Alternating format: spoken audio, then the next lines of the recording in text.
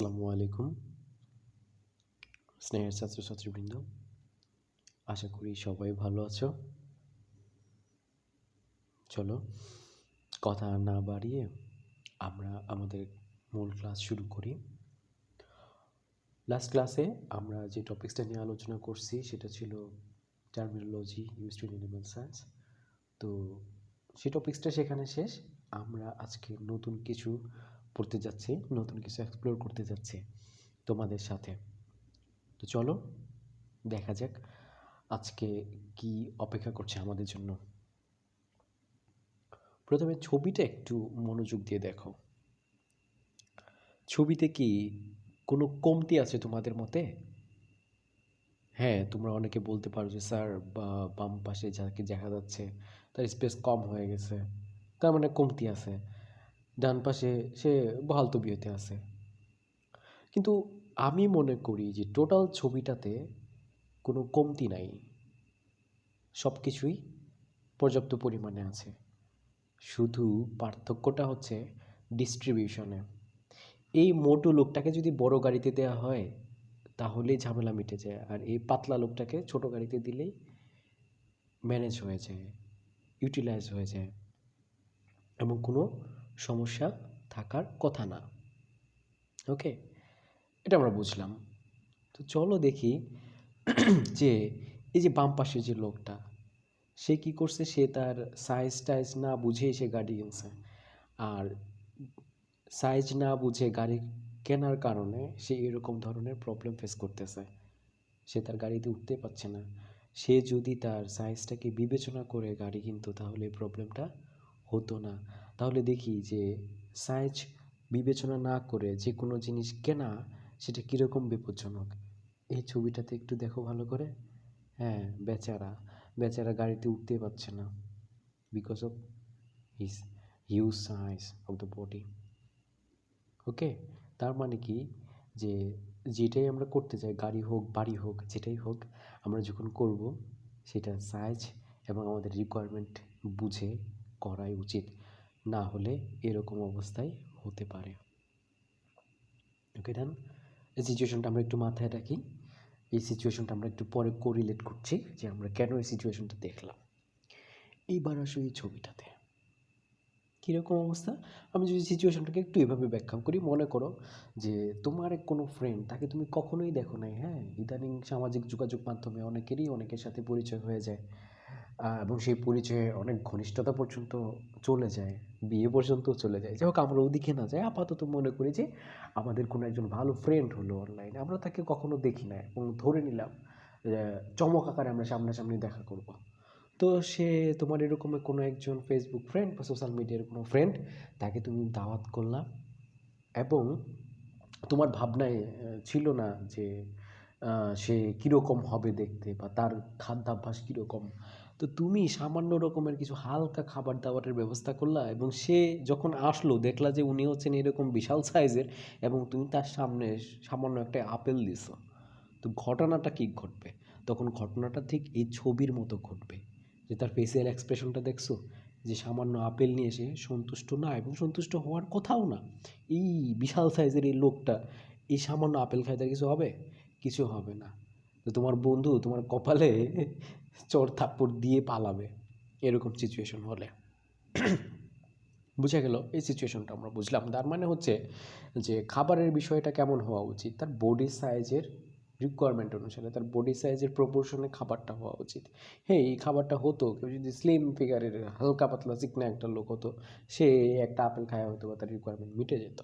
তার মানে কি যে খাবারের বিষয়টাতেও আমাদের মানুষ বলি আমরা, যাই বলি না কেন, তার সাইজ এবং সেই সাইজ অনুসারে তার রিকোয়ারমেন্টটাকে বিবেচনায় আনতে হবে। এই দুটা ঘটনা আমরা একটু এইবার অন্যভাবে ভাবি।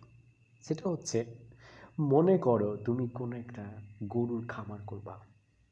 তো গরুর খামার করতে গেলে প্রথম যে বিষয়টা সেটা হচ্ছে যে তুমি প্ল্যান করে গরু কিনে নিয়ে আসলে। গরু কিনে নিয়ে আসার পর প্রথম যে জিনিসটা করতে হবে, থাকার জায়গা দিতে হবে। তো তুমি যখন প্ল্যান করছো, তুমি না ভাববাই একটা বাড়ি তৈরি করবে, ঘর তৈরি করে ফেলছো গরুর জন্য, এবং তুমি মনে করছো যে তুমি দেশি খাবার মানে আমরা যেটা সচরাচর আশেপাশে দেখি দেশি গরুর সাইজ, সেই সাইজটা বিবেচনা করে তুমি একটা ঘর বানায় ফেলছো। পরবর্তীতে অনেক বিচার বিশ্লেষণ করে দেখলা যে এই দেশি গরু দিয়ে তোমার বিজনেস হবে না, লাগবে হচ্ছে উন্নত জাতের গরু, এবং উন্নত জাতের গরুগুলো সাইজে হয় বড়। তাহলে সেই গরুগুলা যখন নিয়ে আইসা তুমি ছোট্ট ঘরের মধ্যে রাখতে যাবো, তখন এই যে ছবিতে যে লোকটা দেখতেছে এরকম একটা সিচুয়েশন ক্রিয়েট হবে। এবং এই যে বাম পাশে যে মোটকু লোকটা ছোট্ট একটা জায়গায় বসে আছে, সে তো স্বস্তিতে থাকতে পারবে না। আর অ্যানিমেলটা যদি স্বস্তিতে না থাকে, তাহলে তুমি সেই অ্যানিমেল থেকে ভালো কিছু আশা করতে পারো না। তার মানে আমরা কি বুঝলাম, যে এই ঘরটা তৈরি করার আগে তোমার সেই গরুটা কেমন হবে, তার সাইজ কেমন হবে, কতটুকু জায়গা লাগবে, সেই জিনিসটা তোমাকে ঘর তৈরি করার আগেই ক্যালকুলেশন করতে হবে। অনুরূপভাবে তার খাবারের বিষয়টাও, হ্যাঁ, একটা ছোট গরুর সাইজের, একটা দেশি গরুর সাইজে তার কি খাবার কম লাগবে, একটা বড় গরুর জন্য খাবার বেশি লাগবে। একটা ছোট গরুর জন্য তুমি আশপাশ থেকে ঘাস কাটে নিয়ে এসে হয়তো বা তার রিকোয়ারমেন্ট পূরণ করতে পারবা, বাট বড় সাইজের একটা গরুর ঘাস তুমি এই যে মহানন্দার তীর থেকে বা পদ্মার পাড় থেকে বা ক্ষেত থেকে ঘাস কাটে নেয় না, কি করতে পারবা না, পূরণ করতে পারবা না। সেই জন্য তোমাকে ঘাস চাষ করতে হবে, সেই অ্যারেঞ্জমেন্টটাও তোমাকে থাকতে হবে গরু খামারে নিয়ে আসার আগেই। ঠিক আছে? যদি এই জিনিসগুলো ঠিক না থাকে, ধরো তোমার গরুর সাইজ হচ্ছে বড়, তোমার খামারের ঘরগুলো হচ্ছে ছোট, আবার ধরো তোমার গরুর সাইজ হচ্ছে বড়, তুমি অল্প খাবার দাও, তাহলে কি ঘটবে? সব উল্টা ঘটনা ঘটবে, তোমার বিজনেসে লাল বাতি জ্বলবে, কোনো প্রফিট তুমি পাবা না। তখন বিষয়টা কেমন হবে? ধরো এই যে ছবিটা একটু দেখো, ছবিতে কি দেখা যাচ্ছে? ছবিতে দেখা যাচ্ছে এক্সপেন্ডিচারটা দেখো, যে এখানে দুটা জিনিস মূলত ফোকাস করা হয়েছে, একটা হচ্ছে এক্সপেন্ডিচার, আর ওইখানে ছোট করে লেখা আছে দেখো রেভিনিউ। এক্সপেন্ডিচার মানে হচ্ছে খরচ, আর রেভিনিউ হচ্ছে আমরা যেটা মুনাফা করি বা যে লাভটা করি সেটা। তার মানে তুমি তোমার খামারে প্রচুর খরচ করতেছো, এক্সপেন্ডিচার প্রচুর, কিন্তু মুনাফা আসতেছে না। তো সেই ক্ষেত্রে কি হবে?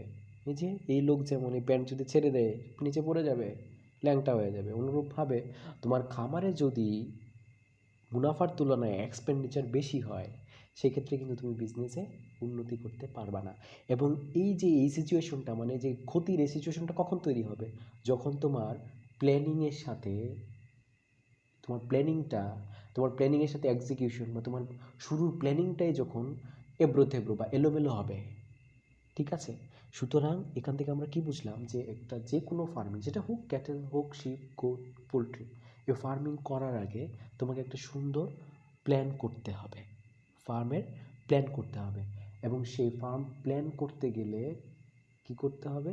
সেই ফার্ম প্ল্যান করতে গেলে যেমন হচ্ছে যে আমি কোন ধরনের গরু রাখবো, কোন ধরনের ছাগল রাখবো, কোন গরুটার জন্য কতটুকু জায়গা লাগবে, কোন গরুটা কোন ধরনের খাবার খায়, কতটুকু খাবার খায়, সেই মানে প্ল্যান করতে গেলে এই তথ্যগুলো তোমার লাগবে, সেই অ্যানিমেল সম্পর্কে তথ্যগুলো লাগবে। সেই তথ্যগুলো তুমি যদি জানো, তাহলে তুমি খামারটা ঘর যখন তৈরি করবা, একটা ঘাস চাষের জন্য জমি যখন তৈরি করবা, সেই আইডিয়াটা তুমি পাবা। বুঝা গেল?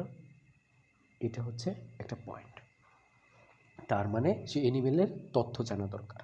এখন দেখি একটু যে অ্যানিমেলের তথ্য জানলে সুবিধাটা কি?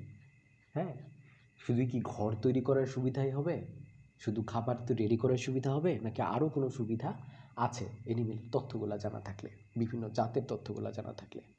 তো দেখি, এখানে একটা ছবি দেখতেছো, এখানে কিছু মোবাইলের ব্র্যান্ড দেখা যাচ্ছে, স্যামসাং, ওয়াই, শাওমি, অপ্পো, সিম্ফনি। মনে করো তোমার বাবা তোমাকে 20,000 টাকা দিল, টাকা দিয়ে বললো যে যা, তুই তোর পছন্দ মতো একটা স্মার্টফোন কিনে নিয়ে আয়। তো আমরা যখন এরকম একটা সুযোগ পাই স্মার্টফোন কেনার, বা যে কোনো দিন আমি উদাহরণ হিসেবে স্মার্টফোনটা নিলাম, যে সেই ক্ষেত্রে আমরা কি করি? হুট করে বাজারে চলে যাই, বাজারে গিয়ে কি একটা ফোন কিনে নিয়ে আমরা চলে আসি? ইউজুয়ালি এটা হয় না। এখনকার জেনারেশনের ছেলেপেলে কী করে? অনলাইনে যাবে, অনলাইনে গিয়ে বিভিন্ন সাইটে দেওয়া ফোনের ফিচার দেখবে। কী করো তোমরা? ফোনের ফিচার দেখো। যেমন ধরো এখানে যে একটা অপ্পো F9-এর কিছু ফিচার এখানে দেওয়া আছে, র্যাম কত, রম কত, ক্যামেরা কত, তার ব্যাটারি কত, বিভিন্ন ধরনের ফিচার দেওয়া থাকে। আমরা কি করি, ওই রেঞ্জের মধ্যে যেমন 20,000 টাকার মধ্যে বিভিন্ন ফোনের ফিচার দেখি যে হ্যাঁ Oppo F9-এ কী ফিচার আছে, তারপর আমি দেখলাম যে Realme C3, হ্যাঁ এর মধ্যে কী কী ফিচার আছে। এই ফিচারগুলো অনেকগুলো ফোনের ফিচার দেখি, ফিচার দেখার পর আমরা বেস্ট যে ফিচারগুলো আছে কোনটার মানে দেখি যে কোনটার ক্যামেরা সবচাইতে ভালো, কোনটার ব্যাটারি সবচাইতে ভালো, কোনটার রম র্যাম বেশি, সেগুলো ফিচারগুলা একটার সাথে আরেকটা তুলনা করে পরে আমরা সিদ্ধান্ত নেই কোন ফোনটা কিনবো।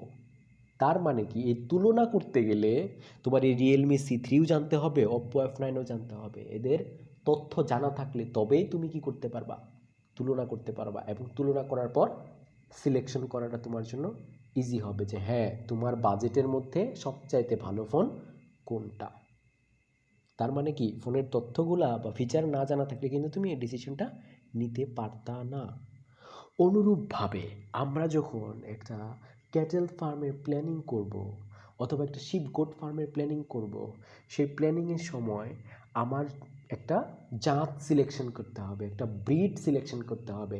সেই ব্রিড সিলেকশনের সময় যদি আমার সেই ক্যাটেল বা শিপ বা গোটের বিভিন্ন ব্রিডের তথ্যটা জানা থাকে, যে কোন ব্রিডের গরুটা কত সাইজের হয়, কোনটা কতটুকু খাবার খায়, কোনটার কীরকম রোগবালাই হয়, কোনটার কতটুকু দুধ হয়, ঠিক আছে, এই তথ্যগুলো যদি তোমার জানা থাকে তাহলে তোমার আর্থিক কন্ডিশনের সাথে তোমার যে খামার আছে সেই খামারের কন্ডিশনের সাথে মিল রেখে তুমি কি করতে পারবা, সিলেকশন করতে পারবা জাতটা, সেই গরুর জাতটা বা ছাগলের জাতটা সিলেকশন করতে পারবা। তো আমরা আজকে গরুর জাতটা নিয়েই কথা বলবো।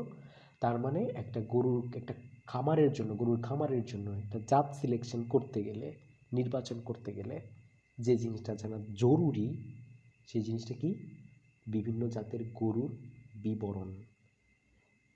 সেই জন্যই আমাদের আজকের ক্লাস, সেটা হচ্ছে ব্রিডস অফ ক্যাটেল, যে গরুর কী কী জাত সারা বিশ্বে পাওয়া যায় এবং আমাদের দেশে পাওয়া যায়, সেই গরুর জাতগুলো সম্পর্কে আমরা আজকে জানব।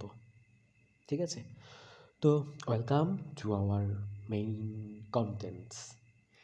সো আমাদের আজকে ক্লাসের অবজেক্টিভসটা কি, অবজেক্টিভসটা হচ্ছে যে after completing this class will able to know about different types of cattle breed.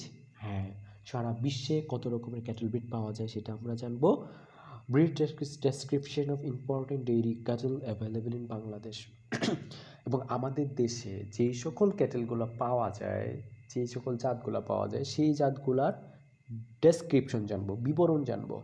তারপর হচ্ছে brief concept about beef type, draft type and dual purpose type cattle breed. হ্যাঁ, এই ডেইরি ছাড়াও আরও যে ক্যাটেলগুলো আছে বিভিন্ন টাইপের, সেই ক্যাটেলেরগুলার আমরা সংক্ষিপ্ত বিবরণ জানবো। তবে আমরা মেইনলি জানবো আমাদের দেশে যে ক্যাটেলগুলো পাওয়া যায় সেগুলার পূর্ণ বিবরণ জানার চেষ্টা করব। এখন সেই বিবরণে যাওয়ার আগে আমরা একটা গুরুত্বপূর্ণ জিনিস শেখার চেষ্টা করি। এই ছবিটা একটু খেয়াল করো, এখানে দুই ধরনের গরুর ছবি দেওয়া আছে এবং এই দুই ধরনের ক্যাটেল আমরা অহরহ রাস্তায় বের হলেই দেখতে পাই। আমরা কখনো খেয়াল করে দেখেছি কিনা যে এই দুই ধরনের ক্যাটেলের মধ্যে কিছু পার্থক্য রয়েছে, সেই পার্থক্যগুলো কি, চলো একটু দেখি। পার্থক্যগুলা এখানে ডিনোট করা আছে 1, 2, 3 দ্বারা। ফার্স্টে আমরা 1 নাম্বার পয়েন্টে একটু বিবেচনা করি। 1 নাম্বার পয়েন্টে খেয়াল করো যে এখানে একটা জিনিসকে ডিনোট করা হয়েছে, সেটা হচ্ছে কি, এইটা এবং এইটা। এই অংশটাকে মানে গরুর গলার নিচের দিকে এই অংশ, যে অংশটা ঝুলে থাকে চামড়ার মতো, এই অংশটাকে মূলত বলা হয়ে থাকে ডিউল্যাব। এই ঝুলানো অংশটাকে বলা হয় হচ্ছে ডিউল্যাব, DEWLAB, ডিউল্যাব। দেখো এই ডান পাশের গরুটাতে ডিউল্যাবটা ঝুলানো আর বাম পাশের গরুটাতে ডিউল্যাবটা হচ্ছে তেমন ঝুলানো না, অনেকটা বডির সাথে লাগানো। ঠিক আছে, এটা একটা গেল পার্থক্য, প্রথম পার্থক্য। এইবার আসো 2 নাম্বার পয়েন্টটাতে। 2 নাম্বার পয়েন্টটাতে যে জিনিসটাকে দেখানো হয়েছে সেটা হচ্ছে গরুর ঠিক মানে ঘাড়ের ওখানে একটা উঁচু অংশ, যেটাকে আমরা আমাদের এক এক এলাকায় এক এক ভাষায় বলা হয় কুজ, অনেক এলাকায় আরও অন্য নামে পরিচিত এটা, তবে ইংরেজিতে একে বলা হয় হচ্ছে হাম্প, HUMP, হাম্প। একটু খেয়াল করে দেখো যে ডান পাশের এই গরুটার হাম্পটা হচ্ছে খুবই স্পষ্ট বোঝা যায়, বাট এই গরুটার ক্ষেত্রে তুমি হাম্পটা বুঝতে পারাটা কঠিন, অ্যাবসেন্ট। এই গরুটার ক্ষেত্রে হাম হচ্ছে অ্যাবসেন্ট। মানে আমরা আরেকটা পয়েন্ট দেখলাম যে ডান পাশের গরুটাতে হাম প্রেজেন্ট এবং বাম পাশের গরুটাতে হাম্প অ্যাবসেন্ট। এবার থার্ড পয়েন্টটা একটুখানি আমরা খেয়াল করি। থার্ড পয়েন্টটাতে মূলত টোটাল এনিমেলের ব্যাক সাইডটাকে বোঝানো হয়েছে। একটু দেখো যে আমরা যদি এই গরুটার পুরা পিঠটাকে, ব্যাক সাইডটাকে যদি আমরা একটু স্ট্রেট লাইনে নেই, দেখো এইভাবে যদি আমি এটা নিই, এটা কি, এটা হচ্ছে এইরকম এরকম একটু বাঁকানো, বাট এটা একটু তুমি যদি খেয়াল করে দেখো যে এটা মোটামুটি একটা স্ট্রেট লাইন। তার মানে কি বাম পাশের গরুটার স্ট্রেট, ব্যাকলাইনটা স্ট্রেট এবং এটার ব্যাকলাইনটা কার্ভড, উঁচু নিচু আছে।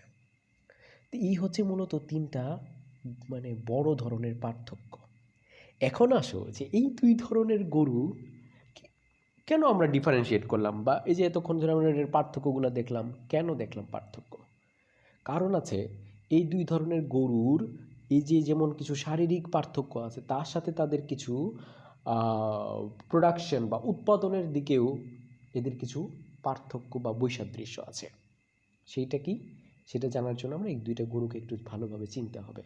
এই দুইটা গরুর আলাদা আলাদা সায়েন্টিফিক নাম আছে। এদেরকে একটাকে বলা হয় বস টরাস, আরেকটাকে বলা হয় বস ইন্ডিকাস।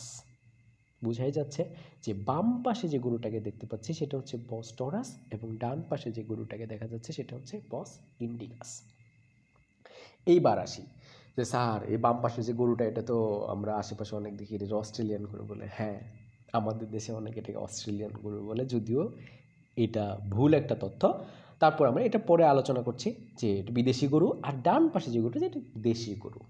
সহজ কথায় তো আমরা যদি বস টরাস কোনটা ইন্ডিকাস কোনটা যদি মনে রাখতে গেলে যে হ্যাঁ বস ইন্ডিকাস, ইন্ডিজেনাস মানে আমরা জানি দেশি, সেই ইন্ডিজেনাস দিয়ে আমরা মনে রাখতে পারি যে বস ইন্ডিকাস এটা হচ্ছে আমাদের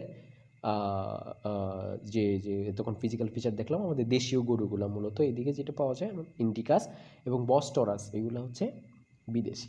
এখন এই দেশি বিদেশি কথাটা কি আসলেই অ্যাপ্রোপ্রিয়েট? না, এটা আমরা আমাদের সোসাইটির সাথে বিবেচনা করে এটা দেশি বিদেশি বলতেছি, বাট বস ইন্ডিকাস এবং বস টরাসের আসল যে রহস্যটা সেটা চলো আমরা একটু দেখি যে বস টরাস কাদেরকে বলে এবং বস ইন্ডিকাস কাদেরকে বলে। দেখো, bos indicus or bos taurus indicus cattle commonly called zebu cattle। খুবই গুরুত্বপূর্ণ তথ্য যে বস ইন্ডিকাসকে অন্য একটা নামে ডাকা হয়, সেটাকে বলা হয় জেবু ক্যাটেল। আর adapted to hot climates and originated in the tropical parts of the world such as sub-Saharan Africa, India, China and Southeast Asia।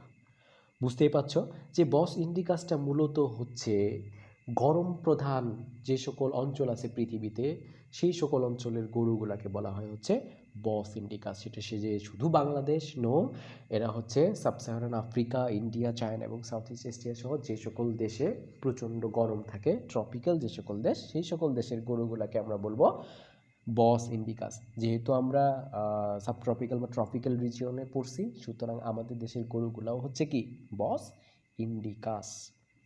এবার বুঝতে পারছো যে হলো বস টরাস কারা। Bos taurus or bos taurus taurus typically referred to as taurine cattle are generally adapted to cooler climates and include almost all cattle breeds originating from Europe, the Mediterranean region and northern Asia। হ্যাঁ, মানে temperate region, ঠান্ডা ঠান্ডা প্রধান এলাকার যে সকল গরু আছে সেই সকল গরুকে এক কথায় বলা হয়ে থাকে বস টরাস।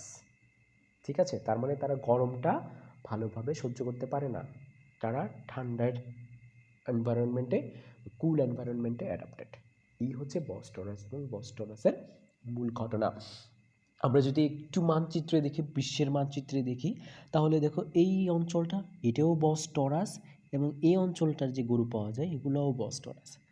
আর বস ইন্ডিকাস হচ্ছে এই যে ব্লু কালারের বর্ডারের যে অঞ্চলটা দেখা যাচ্ছে, এই অঞ্চলটাতেই মূলত বস ইন্ডিকাস পাওয়া যায়। তো বোঝাই যাচ্ছে যে একটা বড় অংশ জুড়ে বস টরাস পাওয়া যায়। তার মানে পৃথিবীতে বস টরাস এর সংখ্যা বেশি বস ইন্ডিকাসের চাইতে।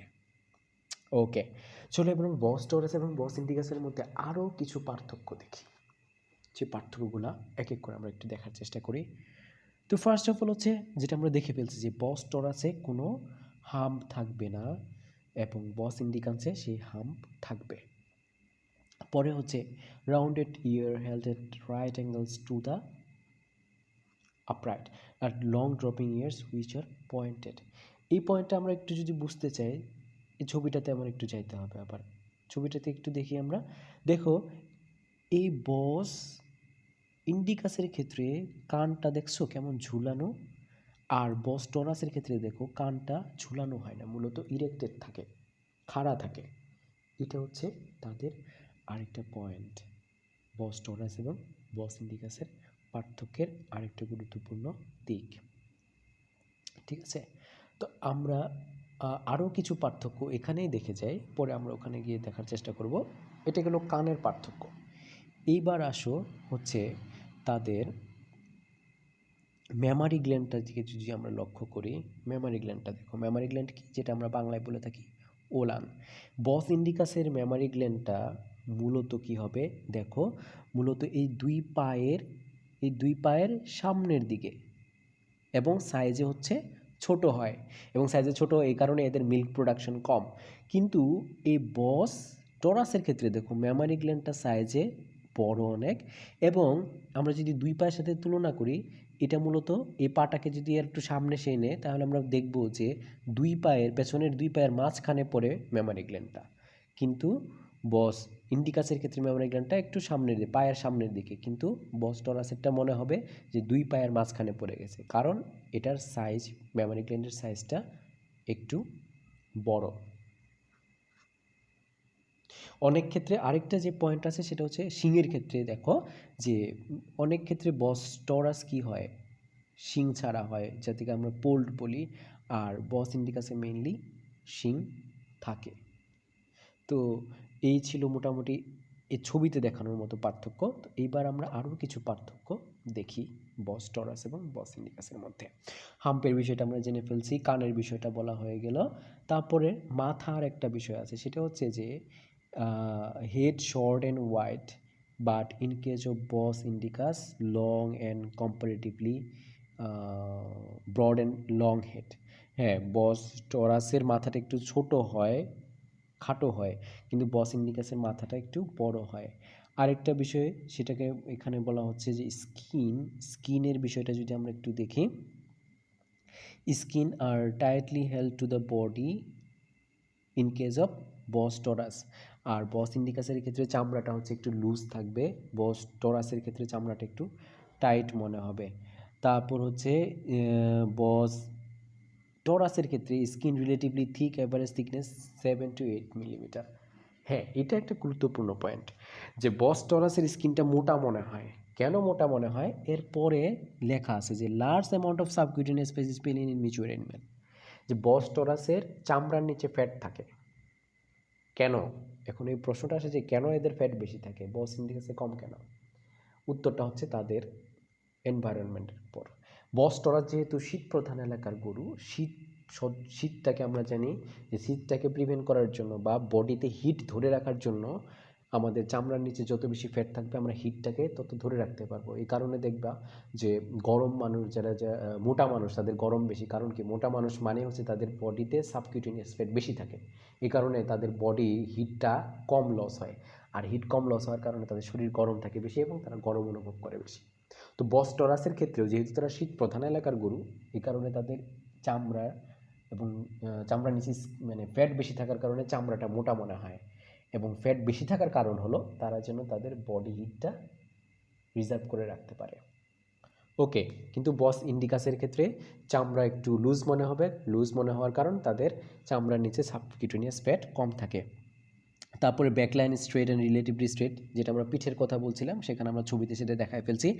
আডার অর মেমারি গ্ল্যান্ডের কথা বলা হয়ে গেছে যে বস টরাসের মেমারি গ্ল্যান্ডটা মনে হবে যে দুই পায়ের মাঝখানে এবং সাইজে বড়, আর বস ইন্ডিকাসের মেমারি গ্ল্যান্ডটা সাইজে ছোট এবং মনে হবে যে দুই পায়ের সামনে।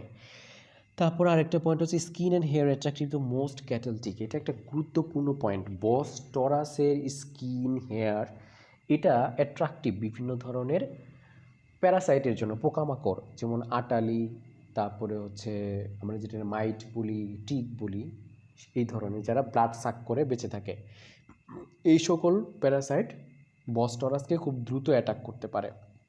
শুধুমাত্র এই সকল প্যারাসাইট না, যে কোনো ধরনের রোগ বস টরাস যে কোনো ধরনের রোগে সহজেই আক্রান্ত হয়, কিন্তু বস ইন্ডিকাস বিভিন্ন ধরনের রোগের প্রতি বেশি রেসিস্ট্যান্ট, তারা সহজে আক্রান্ত হয় না। এটা একটা গুরুত্বপূর্ণ পয়েন্ট ফার্মিংয়ের ক্ষেত্রে।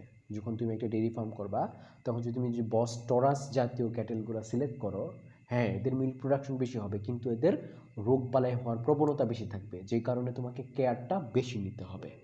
এবং আরেকটা পয়েন্ট আমরা জানলাম যে বস টরাস এরা গরম কম সহ্য করতে পারে।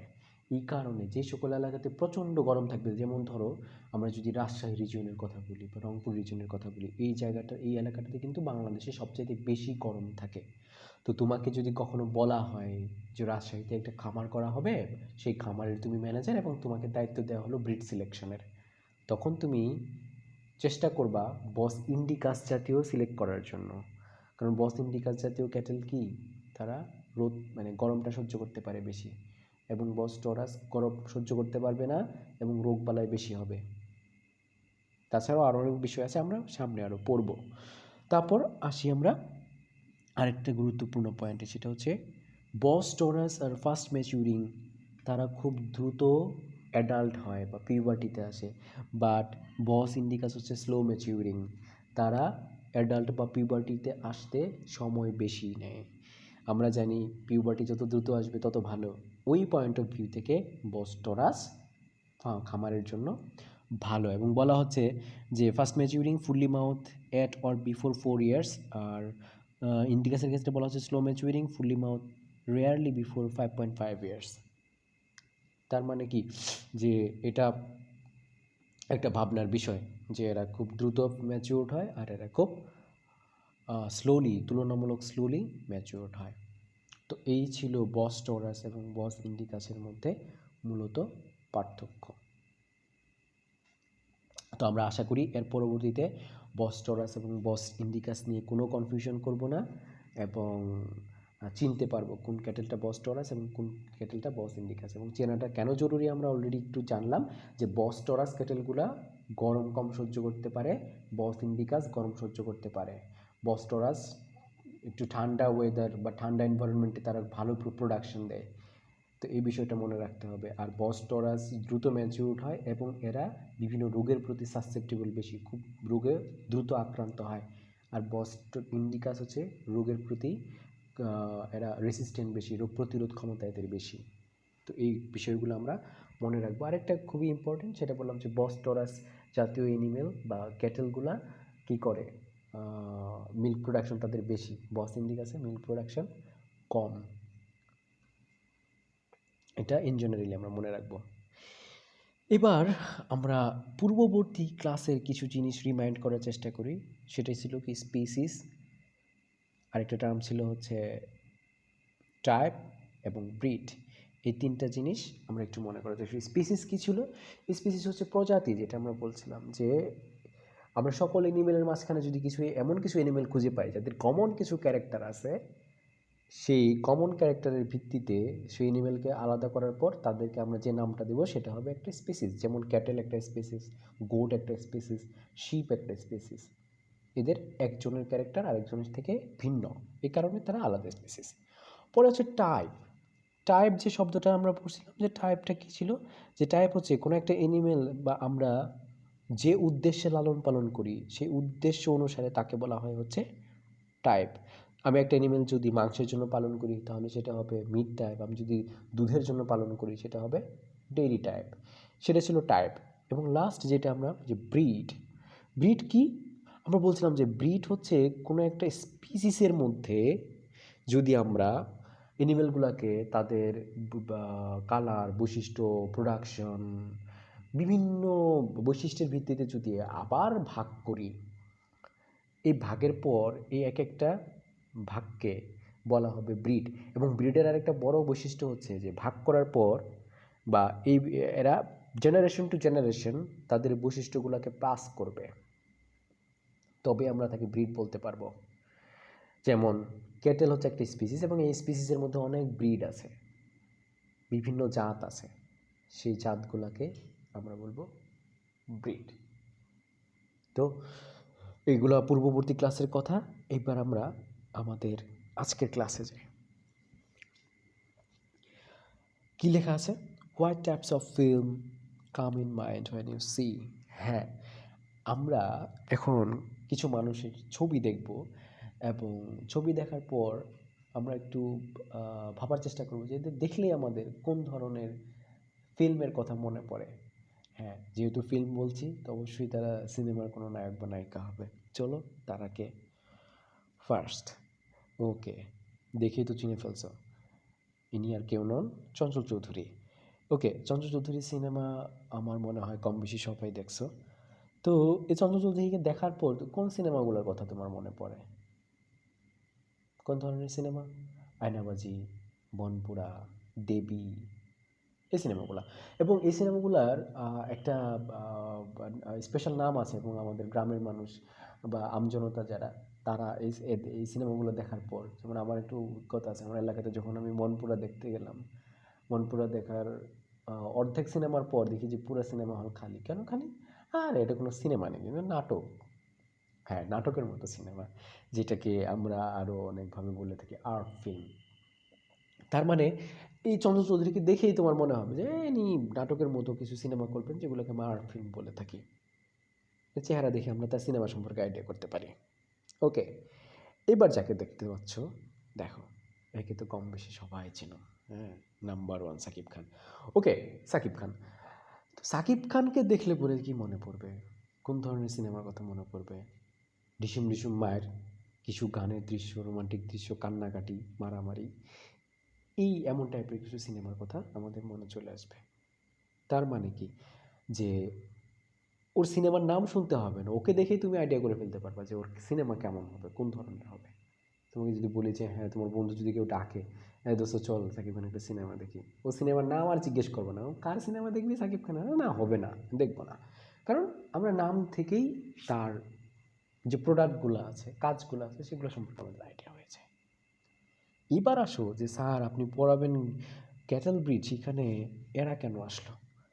হ্যাঁ, এদেরকে আমি এই কারণে শো করলাম যে আমরা এখন ক্যাটেলগুলোর টাইপগুলা এমনভাবে জানবো, ক্যাটেলের টাইপগুলো এমনভাবে জানার চেষ্টা করব, চেনার চেষ্টা করব, যাতে আমরা সেই ক্যাটেলের চেহারা দেখেই বলে দিতে পারি এটা কোন টাইপের ক্যাটেল। এটা দিয়ে আমার ডেইরি হবে, না এটা দিয়ে মিট হবে, না এটা ড্রাফট হবে। আমরা চেহারা দেখেই যেন বলে দিতে পারি এটা কোন টাইপের ক্যাটেল। এই যে এদের চেহারা দেখে যেমন তুমি সিনেমা সম্পর্কে আইডিয়া করতে পারো, তো আমরা এখন সেই টাইপগুলা গরুর চেহারা দেখে যেন বলে দিতে পারি। তার আগে চলো আমরা দেখি যে টাইপ, কয় টাইপের ক্যাটেল পাওয়া যায়। তো টাইপ অফ ক্যাটেল ব্রিড আমরা যদি দেখি, ফার্স্ট অফ অল হচ্ছে ডেইরি টাইপ। ডেইরি টাইপ বোঝাই যাচ্ছে যে যেসব যে গরুগুলো আমরা দুধের জন্য লালন পালন করি। তারপর হচ্ছে বিফ টাইপ, যে ক্যাটেলগুলো আমরা মাংসের জন্য লালন পালন করি। তারপর হচ্ছে ড্রাফট টাইপ, এটা একটু মনে রাখবা, ড্রাফট টাইপ। ড্রাফট টাইপ কোন টাইপের ক্যাটেলগুলো দেখবা, কিছু গরু গাড়ি গাড়ি চালানোর, গাড়ি টানার জন্য বা হাল বাওয়ানোর জন্য ব্যবহার করা হয়। যদিও আমাদের দেশে যেটা দিয়ে আমরা হাল বাই ওটা থেকেই আমরা মাংস খাই এবং ওটা থেকেই আবার দুধ পাই বা দুধ দোয়াই। তবে যখন আমরা কমার্শিয়াল পারপাসে যাব, বাণিজ্যিক পারপাসে, তখন দেখব যে প্রত্যেকটা অ্যানিমেল আলাদা আলাদা। কিছু অ্যানিমেল শুধু মাংসের জন্য, কিছু অ্যানিমেল দুধের জন্য, এবং কিছু অ্যানিমেল তার কার্যক্ষমতা বেশি, বা কিছু ক্যাটেল তার মানে কাজ করার এবিলিটি অনেক বেশি। তাদের এই প্রত্যেকের ক্যারেক্টারের ভিত্তিতে এই টাইপগুলো ভাগ করা হয়েছে। এবং লাস্ট আমরা যেটাকে বলে ডুয়েল পারপাস টাইপ, যে হ্যাঁ এটা দিকে ডেইরিও ভালো, বিফও ভালো, তাহলে দুটাই যদি ভালো হয় সেটাকে আমরা বলবো ডুয়াল পারপাস। অথবা একটা ভালো দুধও দেয় এবং ভালো কাজও করে, that means dairy plus draft type, তো ওটাকে আমরা বলবো ডুয়াল পারপাস টাইপ। তো চলো এবার আরও ডিটেলস জানা যাক। তো ফার্স্ট অফ অল আমরা যেটা জানার চেষ্টা করব সেটা হচ্ছে যে ডেইরি টাইপ ক্যাটেল।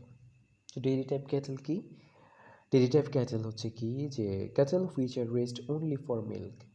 হ্যাঁ, এখন যে সকল গরু আমরা দুধ প্রোডাকশনের জন্য লালন পালন করব সেগুলোকে বলবো আমরা ডেইরি টাইপ ক্যাটেল। তো ডেইরি টাইপ ক্যাটেল কি? যে dairy type cattle convert feed efficiently into the maximum of high quality milk. হ্যাঁ, আমরা শুরুর দিকে পড়ছিলাম যে ক্যাটেল আর লাইভ স্টক হচ্ছে এমন অ্যানিমেল যারা কি করবে, ঘাসটাকে খেয়ে সেটাকে খাদ্যে রূপান্তরিত করবে। যেমন ঘাস যেটা আমরা অখাদ্য, আমাদের জন্য, মানুষের জন্য অখাদ্য, সেই ঘাসটাকে সে সবচাইতে সুখাদ্য, যেটাকে আমরা কমপ্লিট ফুড বলে থাকি, সেই দুধে রূপান্তরিত করে বা মিল্কে রূপান্তরিত করে।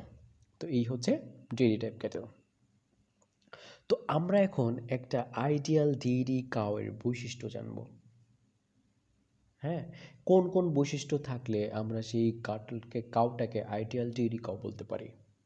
এখন বলতে পারো স্যার এটা জানা কেন জরুরি? ওকে, কেন জরুরি? গ্রামে দেখবা যখন কেউ একজন একটা গরু কিনবে, গরু কিনতে যাওয়ার আগে তারা কিছু মানুষকে খুঁজে। যেমন আমি আমার ছোটোবেলার কথা যদি মনে করি, যে আমাদের এলাকাতে যদি কেউ গরু কিনতে যেত, আমার নানাকে সবাই খুঁজতো। কেন?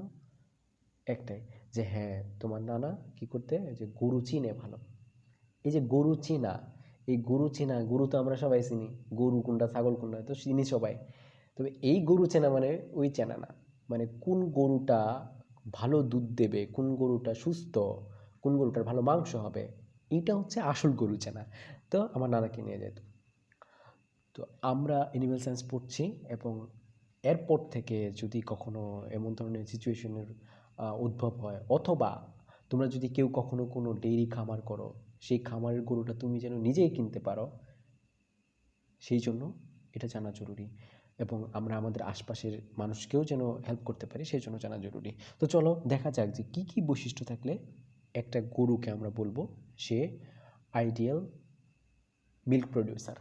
এখন এখানে আরেকটা প্রশ্ন থাকে, যেমন যখন তুমি বাজারে যাবো, বাজারে গিয়ে অনেকে আমরা যারা গরু বিক্রি করে তাদের উপর নির্ভরশীল জিজ্ঞেস করি, ভাই আপনার গরুর দুধ কেমন দেয়? তো সে তো অবশ্যই বলবো যে বেশি করেই বলার চেষ্টা করবে, কারণ গরুটা বিক্রি করা দরকার। এবং ইনস্ট্যান্ট কিন্তু তুমি বাজারে দুধ দোহায়া আসলে ওটা টেস্ট করা খুব টাফ। তো সেই ক্ষেত্রেও তোমাকে কিন্তু এই বৈশিষ্ট্যগুলোর ভিত্তিতেই ডিসিশনটা নিতে হবে। তো চলো আমরা সেই বৈশিষ্ট্যগুলো একটু দেখার চেষ্টা করি। Characteristics of an ideal dairy cow. তো ফার্স্ট যে ক্যারেক্টারটা আমরা খেয়াল করবো সেটা হচ্ছে হেড রিজিয়ন, মাথার যে অংশটা, মাথা, যে হেড কেমন হবে, লাইট অ্যান্ড শর্ট। মাথাটা হবে কি ছোট এবং হালকা প্রকৃতির। হোয়াইট ফরহেড, ব্রাইট আইস, যে কপালটা থাকবে, কপালটা ফরহেড, কপালটা একটু প্রশস্ত থাকবে, এবং চোখগুলো অনেক উজ্জ্বল থাকবে। যদিও ওই ব্রাইট আইস এটা সকল যে কোনো ধরনের হেলদি অ্যানিমেলের জন্য এটা প্রযোজ্য। চোখ দেখে বলা যায় যে অ্যানিমেলটা হেলদি কিনা, বুঝবা যে একটা অ্যানিমেল চোখটা যদি খুব উজ্জ্বল থাকে সে সুস্থ। আর যদি চোখে একটু ঘোলা ঘোলা বা চোখে কোনো ক্যাতুর বা সিক্রেশন থাকে, তাহলে বুঝতে হবে যে something is problem. Okay, head রিজিয়নটা আমরা বুঝলাম। তারপরে যে জিনিসটা দেখতে হবে সেটা হচ্ছে বডি রিজিয়ন, টোটাল বডি। এই টোটাল বডিটাকে তুমি মনে মনে কি করে নিবা, আমি ছবিটাতে একটু যাই, যে টোটাল বডিটাকে আমরা যদি একটু এই মাঝ বরাবর ভাগ করে নেই, দেখি ভাগ করলে দেখো তো একটু, যে আমি এটা সামনের অংশটাকে আমি বললাম 4/4, আর এটাকে বললাম আমি হাইন্ড কোয়ার্টার। 4/4, hind quarter. এখন এই দুটো কোয়ার্টার যদি আমি একটু কম্পেয়ার করি, দেখো তো এর 4/4টা হেভি মনে হবে না হাইন্ড কোয়ার্টারটা হেভি মনে হবে? অবভিয়াসলি কি হাইন্ড কোয়ার্টারটা হেভি মনে হবে, আর এর 4/4টা অতটা হেভি হবে না সাইজে। এইটাই হচ্ছে একটা ডেইরি ক্যাটেলের মূল বৈশিষ্ট্য, যে গরুটা তার যে সামনের অংশটাকে মনে হবে যে একটু পাতলা, আর পেছনের অংশটা এটা মনে হবে বিশাল ভারী। ঠিক আছে, এই হচ্ছে একটা আইডিয়াল ডেইরি ক্যাটেলের বডির বৈশিষ্ট্য, যে light 4/4 and heavy and well developed hind quarter. Okay, তারপরের বৈশিষ্ট্য হচ্ছে স্কিন। স্কিনটা কেমন হবে? থিন হবে, নো সাবকিউটেনিয়াস ফ্যাট। স্কিনটা যখন তুমি ধরবা, ধরার পর মনে হবে থিন এবং একটু লুজ থাকবে। থিন মানে লুজ, এবং সাবকিউটেনিয়াস ফ্যাট যত কম থাকবে তত ভালো। কারণ কি জানো? দেখবা যে ইদানিং আমরা প্রত্যেকটা দেশে অবেসিটি একটা বড় প্রবলেম। অবেসিটি মানে হচ্ছে ফ্যাট জমে মোটো হয়ে যাওয়া। এবং অবেসিটির আরেক একটা বড় প্রবলেম হচ্ছে যে এদের রিপ্রোডাকশন এবিলিটি কমে যায়। বাচ্চা জন্মদানের ক্ষমতা কমে যায়।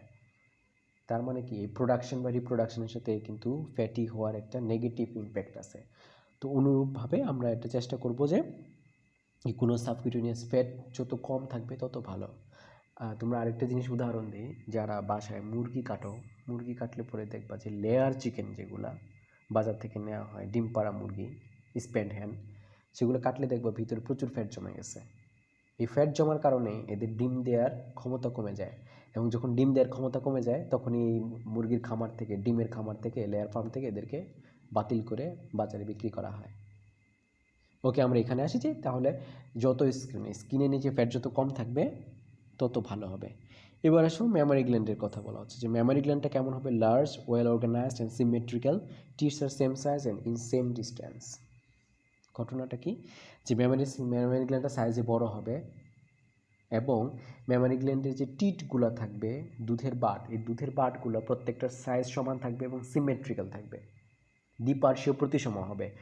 দ্বিপার্শ্বীয় প্রতিসম কীভাবে বুঝবো? যে প্রত্যেকটা চারটা বাট সমান ডিস্টেন্সে থাকবে এবং সাইজ সমান হবে।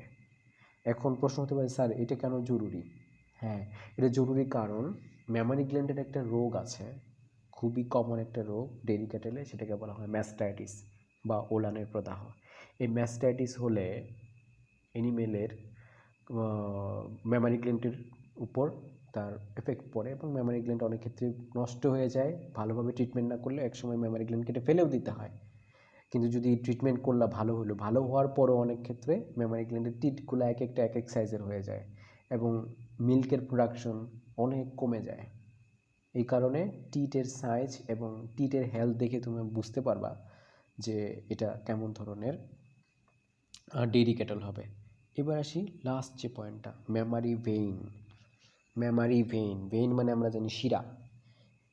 ম্যামারি ভেইন মানে হচ্ছে দুধের শিরা। এই দুধের শিরাটা কেমন হবে? প্রমিনেন্ট হবে, স্পষ্ট বোঝা যাবে। সেই প্রমিনেন্ট ম্যামারি ভেইনটা আমরা ছবিতে একটু দেখার চেষ্টা করি। এইখানে দেখো ছবিতে, হ্যাঁ, এই যে ভেইনগুলা দেখতে পাচ্ছ, এই ভেইনগুলা হচ্ছে ম্যামারি ভেইন। এই ম্যামারি ভেইন যত বেশি মোটা হবে, যত বেশি স্পষ্ট হবে, সেই গরুটার মিল্ক প্রোডাকশন দেয়ার এবিলিটি বা ক্যাপাবিলিটি তত বেশি হবে। কারণ এই যে আমরা আগের ক্লাসে পড়ছিলাম যে ম্যামারি গ্ল্যান্ডের যে সেলগুলা থাকে, সেই সেলগুলোর মধ্যে, সেই সেলগুলা মিল্ক প্রোডাকশন করে। কি থেকে মিল্ক প্রোডাকশন করে? এই রক্ত থেকে বা ব্লাড থেকে। তার মানে ম্যামারি গ্ল্যান্ডে এই ব্লাডের সাপ্লাই যত বেশি হবে তত বেশি মিল্কের প্রোডাকশন হবে।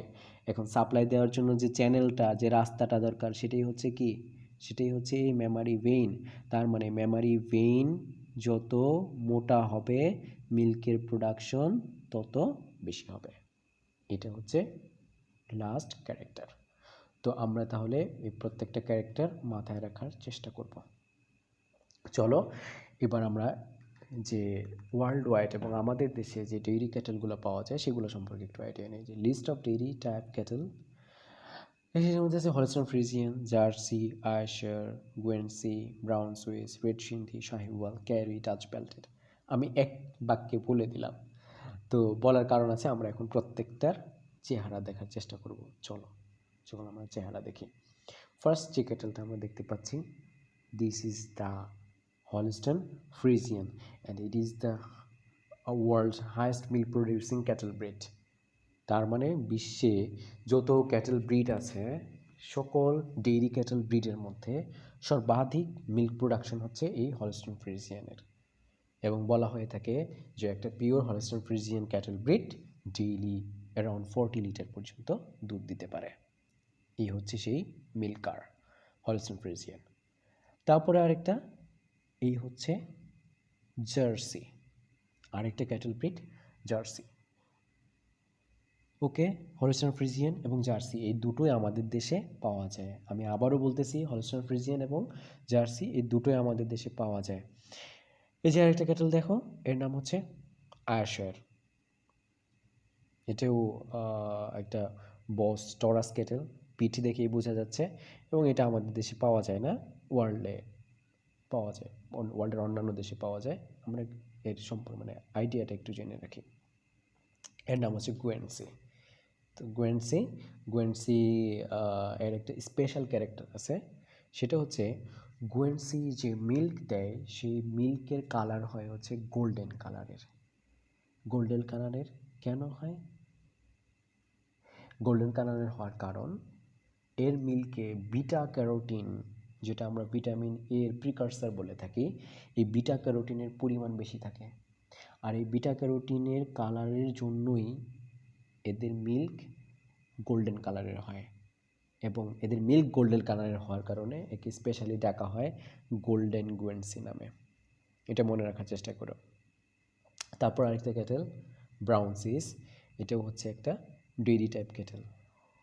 তারপর রেড সিন্ধি, রেড সিন্ধি, এই ক্যাটেলটাও আমাদের দেশে আছে। তাহলে আমরা এই পর্যন্ত দেখলাম জার্সি, হলস্টাইন ফ্রিজিয়ান এবং রেড সিন্ধি। এই রেড সিন্ধি আমাদের দেশে পাওয়া যায়। তারপর শাহিওয়াল, এটাও আমাদের দেশে পাওয়া যায়। ঠিক আছে, এটাও একটা ভালো ডেইরি টাইপ ক্যাটেল। এখন দেখো এই যে ব্রাউন সুইস, এটাও কিন্তু ছিল কি, এটাও ছিল হচ্ছে বস টরাস, কিন্তু এই রেড সিন্ধি এবং শাহিওয়াল এই দুটোই হচ্ছে বস ইন্ডিকাস। ওকে, তো এতক্ষণ আমরা দেখলাম যে ক্যাটেলগুলো, সেগুলো ছিল ডেইরি টাইপ ক্যাটেল। এবার চলো আমরা একটু অন্য টাইপের ক্যাটেল দেখার চেষ্টা করি। এই ছবিটা একটু খেয়াল করো। এই ছবিটাতে কি দেখা যাচ্ছে? একটা গরু দেখা যাচ্ছে, এবং কিছুটা সালমান খান টাইপের, না? মানে তার মাসেলগুলো খুবই ডেভেলপড, মাসেলগুলো মনে হচ্ছে যে একটা জবাই করলে শুধু পুরোটাই শুধু মাংস আর মাংস, শুধু মাংস আর মাংস, এবং এই ক্যাটেলটা থেকে আমরা মাংস বেশি পাবো। দ্যাট মিনস এটাই হচ্ছে সেই কি type cattle? Beef type cattle or meat type cattle, যেটা থেকে আমরা প্রচুর পরিমাণে মাংস পেতে পারি। তাহলে বিফ টাইপ ক্যাটেল কি? যে great worth and depth of the body. এই বিফ টাইপ ক্যাটেলগুলো আমরা কীভাবে চিনব? যে এদের বডির ওয়ার্থটা কী থাকবে? গ্রেট এবং ডেপথ, এই ওয়ার্থ এবং ডেপথটা বড় হবে, যেটা আমরা বলে থাকি যে চওড়া এবং গভীর, লম্বা চওড়া টাইপের হবে, সেই ক্যাটেলগুলাই বিফ টাইপ ক্যাটেল। এবং convert feed into high quality meat for human consumption. তো এরা খাবারটাকে, বা ঘাস বলি আমরা, দানাদার খাবার বলি, সেটাকে মিটে কনভার্ট করে, এবং কনভার্ট করার অ্যাবিলিটি তাদের বেশি থাকে অন্যান্য টাইপের ক্যাটেলের সাথে। চলো এখানে আমরা একটা জিনিস একটু খেয়াল করি, যে ডেইরি টাইপ ক্যাটেলের সাথে যদি আমরা কি কম্পেয়ার করি, যেমন ডেইরি টাইপ ক্যাটেলে আমরা কি করছিলাম, যে বডিটাকে যদি দুইটা কোয়ার্টারে ভাগ করার পর আমরা ডেইরি টাইপ ক্যাটেলে দেখছিলাম যে হাইন্ড কোয়ার্টারটা মেমারি গ্ল্যান্ড বড় হওয়ার কারণে হাইন্ড কোয়ার্টারটাকে মনে হতো হেভি, কিন্তু এই বিফ টাইপ ক্যাটেলে দেখবা যদি আমরা দুই ভাগে ভাগ করি, আমাদের কাছে মনে হবে যে এর এই অংশটাও যেরকম, এই অংশটাও প্রায় সমান, একটা হেভি বা আরেকটা লাইট বা হালকা মনে হবে না, দুটোই সমান মনে হবে হাইন্ড কোয়ার্টার এবং ফোর কোয়ার্টার বিফ টাইপ ক্যাটেলের ক্ষেত্রে। তো এই ছিল বিফ টাইপ ক্যাটেলের মোটামুটি একটা বৈশিষ্ট্য। তো চলো দেখা যাক যে বাংলাদেশ এবং ওয়ার্ল্ড ওয়াইড কী কী বিফ টাইপের ক্যাটেল পাওয়া যায়। তো ফার্স্টে যে ক্যাটেলটা দেখতে পাচ্ছ এর নাম হচ্ছে ব্রাহ্মণ। ব্রাহ্মণ, এই ব্রাহ্মণ একমাত্র বিফ ক্যাটেল যেটা আমাদের দেশে পাওয়া যায়। আমি আবারও বলতেছি, one and only beef type cattle found in Bangladesh is ব্রাহ্মণ।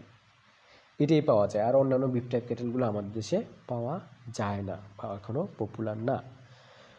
তো এবার সারা বিশ্বে আরও যে ক্যাটেলগুলো পাওয়া যায় বিফ টাইপ, সেগুলোর চেহারা একটু দেখার চেষ্টা করি। দেখো, বিফ মাস্টার, মানে পুরাটাই মাংস আর মাংস, বিফ মাস্টার। তারপর হচ্ছে চ্যারোলেস, এটাও একটা বিফ টাইপ ক্যাটেল।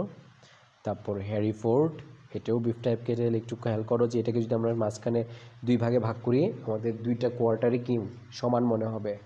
তারপর শর্ট হর্ন, এটাও হচ্ছে একটা beef type cattle. Brangus, beef type cattle.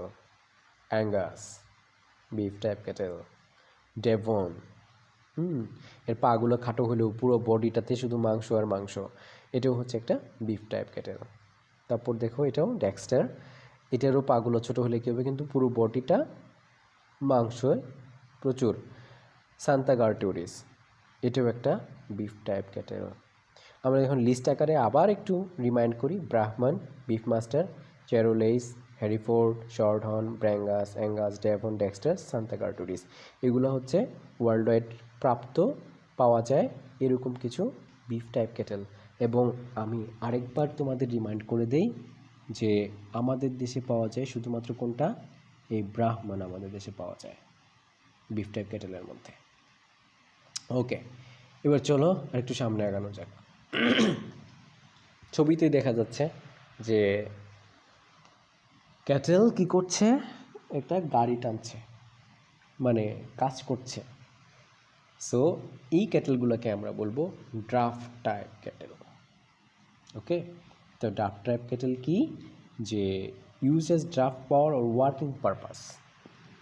Those animal or those cattle which are used for working purpose are known as draft or draft type cattle. ঠিক আছে, তো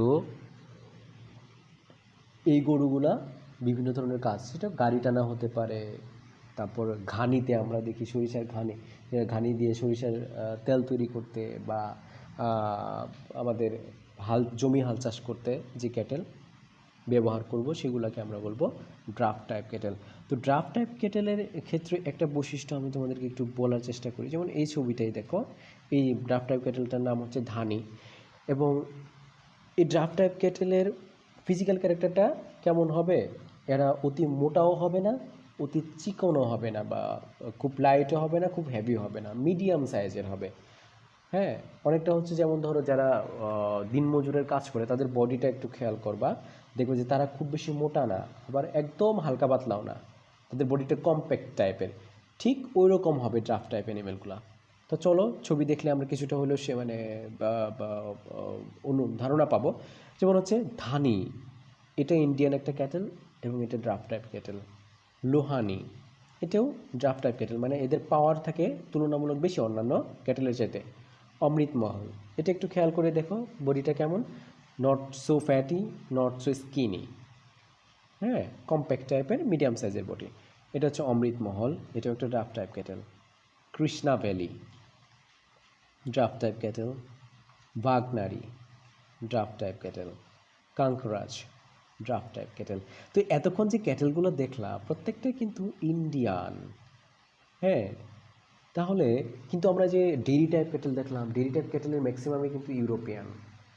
হ্যাঁ, তাহলে এই যে ড্রাফট টাইপ ক্যাটেল সব ইন্ডিয়ান কেন? এর একটা সহজ উত্তর, সেটা হচ্ছে যে আমাদের এই এশিয়ান সাবকন্টিনেন্টে আমরা বলে থাকি যে এগ্রিকালচার ছিল, বা এগ্রিকালচার এখনও আমাদের জীবিকার একটা বড় উৎস।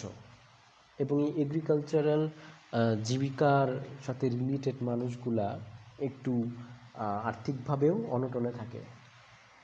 এবং তারা কিন্তু একটা সময় ছিল যে টোটালি এনিমেলের উপর ডিপেন্ডেন্ট, বা ক্যাটেলের উপর ডিপেন্ডেন্ট ছিল হাল চাষের জন্য। যদিও আস্তে আস্তে মেকানাইজেশন হচ্ছে আস্তে আস্তে, কিন্তু এখনও একটা বড় অংশ কিন্তু ড্রাফট এনিমেল হিসেবে ক্যাটেল ব্যবহার করে থাকে।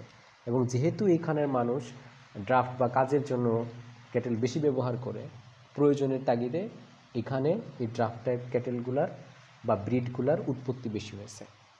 এটা একটা কারণ, আরও কারণ আছে কিন্তু এটা একটা মূল কারণ বলা যায়। এবার আসলে আমরা কিছু ডুয়াল পারপাস টাইপের ক্যাটেল দেখি। ডুয়াল পারপাস টাইপ ক্যাটেল আসলে কি, যেমন এই ক্যাটেলটা যদি আমরা একটু খেয়াল করি, এর হ্যান্ড কোয়ার্টার, ফোর কোয়ার্টার দুইটা দিকেই আমরা খেয়াল করলে দেখবো যে এটা ভালো মাংসও দেবে, ভালো দুধও দেবে। তো intermediate between beef type and dairy type in conformation and also in production. এদের বডি সাইজেও মনে হবে যে এরা দুইটার কম্বিনেশন, এবং এদের প্রোডাকশনেও দুইটার কম্বিনেশন, মানে হচ্ছে এরা ভালো দুধও দেবে, ভালো মাংসও দেবে। তখন আমরা বলবো ডুয়াল পারপাস টাইপ ক্যাটেল। তো ডুয়াল পারপাস টাইপ ক্যাটেল আমরা দুই রকমের ভাগ করতে পারি। একটা ডেইরি প্লাস বিফ হতে পারে, ডেইরি প্লাস ড্রাফট হতে পারে, অথবা বিফ প্লাস ড্রাফট হতে পারে, যে কোনো। তবে ডেইরি প্লাস বিফটাকেই বেশি কনসিডার করা হয়, কারণ গরু থেকে আমরা ইদানিং দুইটা জিনিসই বেশি প্রত্যাশা করি, সেটা হচ্ছে ডেইরি এবং দুধ এবং মাংস। তো ডেইরি প্লাস বিফ টাইপ ক্যাটেলের মধ্যে যদি আমরা দেখি, রেড পোল নামে একটা গরু আছে, সেটা খুবই পপুলার এবং ভালো, রেড পোল। তারপর এটার নাম হচ্ছে মিল্কিং শর্টহর্ন। এই মিল্কিং শর্টহর্ন নামের ক্যাটেলটাও ডুয়াল পারপাস হিসেবে ভালোই পপুলার। তারপরে আমরা ডেইরি প্লাস ড্রাফট যদি দেখি, তো এখানে ইন্ডিয়ান একটা ক্যাটেল আছে যেটার নাম হচ্ছে হরিয়ানা। এটা দ্বারা ভালো কাজও করানো যায়, আবার দুধও পাওয়া যায়, যেটা ওই গ্রাম লেভেলে বা কৃষকদের জন্য, নিম্ন আয়ের কৃষকদের জন্য খুবই ভালো, যে তারা হাল চাষের কাজটাও করতে পারবে এবং একটু তুলনামূলক বেশি দুধও পাবে। ডেইরি প্লাস ড্রাফটের আরেকটার নাম আছে থারপারকার। এই ক্যাটেলটাও পপুলার ডেইরি প্লাস ড্রাফট হিসেবে। তো এতক্ষণ আমরা 4 টাইপের ক্যাটেল দেখলাম, ওয়ার্ল্ড ওয়াইড পাওয়া যায় এবং আমাদের দেশে পাওয়া যায় এমন কিছু ক্যাটেলের ব্রিডের নাম জানলাম। তো তাদের ম্যাক্সিমামই কিন্তু বিদেশি, বিদেশ থেকে আমরা আমাদের দেশে নিয়ে আসা কাজ চালাচ্ছি। হ্যাঁ, খাস বাংলায় বললে আসলে সেটাই হয়, যেহেতু আমাদের না, আমাদের অরিজিনেটের না, আমাদের দেশীয় না, আমাদের এখানে তাদের উৎপত্তি না, বাইরের দেশে উৎপত্তি, তাদেরকে আমরা নিয়ে আসা কাজ চালায় নিচ্ছি। কিন্তু আমাদের দেশেও কিছু ক্যাটেল আছে যেগুলা ব্রিড হিসেবে এখনও প্রতিষ্ঠিত হয়নি, কিন্তু যদি আমরা কিছু কাজ করি এই সকল ক্যাটেল নিয়ে, তাহলে তাদেরকে আমরা ব্রিড হিসেবে উপস্থাপিত করতে পারবো সারা বিশ্বের সামনে। তো সেগুলোকে আমরা বলতেছি জেনেটিক রিসোর্স অফ বাংলাদেশ, যেগুলা আমাদের দেশেই যাদের উৎপত্তি, এবং এগুলা আমরা এদের জেনেটিক ক্যারেক্টারগুলো কাজে লাগাই আমরা ফিউচারে ব্রিড ডেভেলপ করতে পারি, এই কারণে এদেরকে বলা হচ্ছে জেনেটিক রিসোর্স অফ বাংলাদেশ। তো এরকম কিছু ক্যাটেল আছে, সেগুলোর নাম আমরা একটু জানি। তো এদেরকে বলা হচ্ছে মূলত ভ্যারাইটিস, এদেরকে ব্রিড বলা যায় না, কারণ আমরা সেই ব্রিড লেভেলে এদেরকে নিতে পারি নাই। ওকে, চলো আমরা দেখি কি কি আছে। আরসিসি এর ফুল মিনিংটা হচ্ছে রেড চিটাগাং ক্যাটেল। তারপর আছে এনবিজি, নর্থ বেঙ্গল গ্রে। তারপর আরেকটা ক্যাটেলের নাম হচ্ছে পাবনা ক্যাটেল, এবং আরেকটা ক্যাটেলের নাম হচ্ছে মুন্সিগঞ্জ ক্যাটেল, যেটাকে আরেক নামে ডাকা হয় মীর কাদিম ক্যাটেল।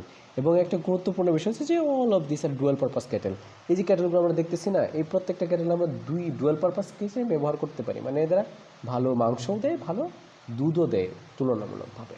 চলো এদের চেহারায় দেখি একটু। ফার্স্ট যে ক্যাটেলটা আমরা দেখতে পাচ্ছি সেটা হচ্ছে red Chittagong cattle. Red Chittagong cattle or RCC, নাম থেকেই বোঝা যায় যে আমাদের দেশের চিটাগাং রিজিয়নের দিকে এই ক্যাটেলটা পাওয়া যায়।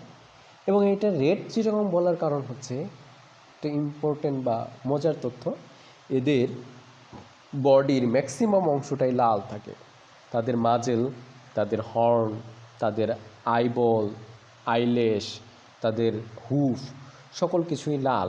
এই কারণে এই ক্যাটেলটাকে বলা হয় হচ্ছে রেড চিটাগাং ক্যাটেল। তারপর দেখো এই ক্যাটেলটা, এটাকে বলা হচ্ছে নর্থ বেঙ্গল গ্রে। এটা মূলত এই রাজশাহী রংপুর রিজিয়নের দিকে, উত্তরবঙ্গের দিকে এই ক্যাটেলগুলো পাওয়া যায় এবং একে বলা হয় নর্থ বেঙ্গল গ্রে। তাদের অরিজিন এবং বডি কালার থেকে নামটা আসছে নর্থ বেঙ্গল গ্রে। তারপর আরেকটা ক্যাটেল দেখো, এইটা, এই ক্যাটেলকে বলা হচ্ছে মীর কাদিম ও মুন্সিগঞ্জ ক্যাটেল। এটাও আমাদের দেশের নিজস্ব রিসোর্স বলা যায়। আমাদের দেশের মুন্সিগঞ্জ এলাকার দিকে এই ক্যাটেলগুলো বেশি পরিমাণে পাওয়া যায়। ওকে, তারপর লাস্ট যে ক্যাটেলটা আমরা দেখতে যাচ্ছি সেটার নাম হচ্ছে পাবনা ক্যাটেল। হ্যাঁ, পাবনা, সিরাজগঞ্জ এই এলাকার দিকে এই ক্যাটেলটা পাওয়া যায়, যেটাকে আমরা পাবনা ক্যাটেল বলতেছি। এবং এই যে 4 রকমের ক্যাটেল আমরা বললাম, এই প্রত্যেকটা ক্যাটেল নিয়ে যদি আমরা গবেষণা করতে পারি, রিসার্চ করতে পারি, এদের নিয়ে কাজ করতে পারি, ফিউচারে আমরা একসময় এদেরকে ব্রিড হিসেবে ঘোষণা করতে পারবো, এবং যার সম্পূর্ণ কৃতিত্ব থাকবে আমাদের, এবং বাংলাদেশের নাম সমুজ্জ্বল করতে পারি আমরা। তো আশা করি এখন হচ্ছে না, ভবিষ্যতে এদেরকে নিয়ে কাজ হবে। চলো আমরা পুরো ক্লাসটা একবার রিভিউ করি। When an animal is calm and quiet, it means that they are calm, docile, gestation or manure. এটা হবে ডোসাইল। যে সকল অ্যানিমেলগুলা খুব বেশি কাম অ্যান্ড কোয়াইট, নীরব, শান্ত, তাদেরকে এক কথায় বলা হয় হচ্ছে কি, তাদেরকে এক কথায় বলা হয় ডোসাইল। ঠিক আছে, তাদেরকে এক কথায় আমরা ডোসাইল বলবো। Okay, next, name of this breed বলতেই হবে, একমাত্র ছবি, অনেকবার ওয়ান অ্যান্ড অনলি বলছি। অবভিয়াসলি এই ব্রিডের নাম হচ্ছে Brahman. The only meat type cattle or beef type cattle found in Bangladesh. তারপর দেখি the time when a cow is pregnant, একটা গরু যখন প্রেগনেন্ট থাকে সেই পিরিয়ডটাকে আমরা কি বলি? এটা আমরা টার্মিনোলজিতে পড়ে আসছি, খুব ভালো করে পড়ে আসছি, এবং সেটা হচ্ছে কি জেস্টেশন। জেস্টেশন বলা হয় সেই পিরিয়ডটাকে। ওকে, পরেরটা which dairy cow is a dual purpose type breed. হ্যাঁ, এইখানে কোনটা ডুয়াল পারপাস টাইপের ব্রিড? হেরিফোর্ড না, এই হেরিফোর্ড তো হচ্ছে কি, এই হেরিফোর্ড হচ্ছে বিফ টাইপ। জার্সি এটা হচ্ছে ডেইরি টাইপ। ভিল তো হচ্ছে বাছুরের মাংসকে বলে, এখানে হচ্ছে মিল্কিং শর্টহর্ন। এই মিল্কিং শর্টহর্ন হচ্ছে ডুয়াল পারপাস টাইপ ক্যাটেল। ওকে, এবার চলো আমরা আমাদের কোর পার্টে চলে যাই। হ্যাঁ, কোর পার্ট কি? ব্রিডের ডেসক্রিপশন জানবো, মোবাইল ফোনের ফিচারের মতো, যে ফিচারগুলো দেখে আমরা তুলনা করতে পারবো এবং তুলনা করে ডিসিশন নিতে পারবো কোনটা আমার খামারের জন্য বেস্ট হবে। সেই জিনিসটা আমরা এখন পড়তে যাচ্ছি, জাতের বিবরণ। তো সেইটা বিবরণ পড়ার আগে চলো আমরা একটা লাইন পড়ে নিই। দেখো এখানে 3টা পাখি কিচিরমিচির করছে, যেটা আমরা বলতে পারি পাখি টুইট করছে। জানো তো যে টুইটার কিন্তু একটা পাখির ছবি দেওয়া থাকে। টুইটার এই পাখির টুইট থেকে আসছে, যে টুইটিং, কিচিরমিচির করা। তো এই পাখিরা টুইট করছে বা কিচিরমিচির করছে, কি বলতেছে? যে learning list is better than reading a lots. মানে কি, যে অনেক বেশি বেশি পড়ার চাইতে একটু অল্প করে শেখা হলেও ভালো। মানে জিনিসটা এরকম আমি বোঝাতে চাচ্ছি যে তুমি ধরো আমি তোমাকে অনেকগুলো ব্রিডের ডেসক্রিপশন পড়াইলাম, তুমি একদম লোমের কালার থেকে শুরু করে হ্যাঁ চোখের কালার পর্যন্ত পড়লা। 2-4 দিন পরে তুমি ওই গরুটা কোন দেশের, কয় লিটার দুধ দেয় সেটাই ভুলে গেলা। এটা কি কোনো কাজে দেবে? দিবে না। তুমি কিন্তু প্রচুর পড়ছো, কিন্তু মনে রাখতে পারো নাই, গুরুত্বপূর্ণ জিনিসটাই মনে রাখতে পারো নাই, যে কয় লিটার দুধ দেয়। তো এই কারণে আমি কথাটা বলি যে আমরা অল্প অল্প করে পড়বো, অল্প অল্প করে জানবো, অল্প অল্প করে শিখবো এবং পুরোটাই মনে রাখবো। ঠিক আছে? ওকে, আই হোপ তোমরা সেটা করবা। চলো ফার্স্টে আমরা যে ক্যাটেলটা সম্পর্কে জানবো সেটা হচ্ছে হলস্টাইন ফ্রিজিয়ান। হলস্টাইন ফ্রিজিয়ান, আমি আবারও বলি যে one and only highest milk producing cattle breed in the world, সেটা হচ্ছে হলস্টাইন ফ্রিজিয়ান। এবং আমাদের দেশে এই হলস্টাইন ফ্রিজিয়ান পাওয়া যায়। এখন প্রশ্ন করতে পারো, স্যার আমাদের দেশে যে হলস্টাইন ফ্রিজিয়ান পাওয়া যায় এটা তো বস টরাস ক্যাটেল, আমাদের দেশে তো ইন্ডিকাস বা বস টরাস যারা শীতপ্রধান দেশের গরু, তারা তো এখানে সার্ভাইভ করার কথা না। তাহলে এই বস টরাস বা এই হলস্টাইন ফ্রিজিয়ান আমাদের দেশে কেমনে আছে? এটার উত্তর হচ্ছে আমাদের দেশে আমরা যে হলস্টাইন ফ্রিজিয়ানগুলো দেখি সেগুলো হচ্ছে পিওর ব্রিড না, মানে খাঁটি জাত না। কি করা হয়েছে? আমাদের দেশে বস ইন্ডিকাসের সাথে এদেরকে ক্রস করানো হয়েছে।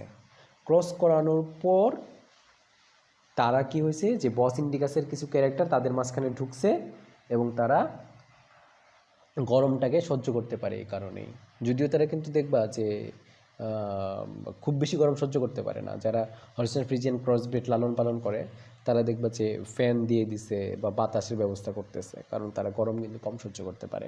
আশা করি তোমরা উত্তরটা পাইছো। চলো আমরা হলস্টাইন ফ্রিজিয়ান সম্পর্কে একটু জানার চেষ্টা করি। সেটা হচ্ছে কি, যে হলস্টাইন ফ্রিজিয়ানের আমরা যদি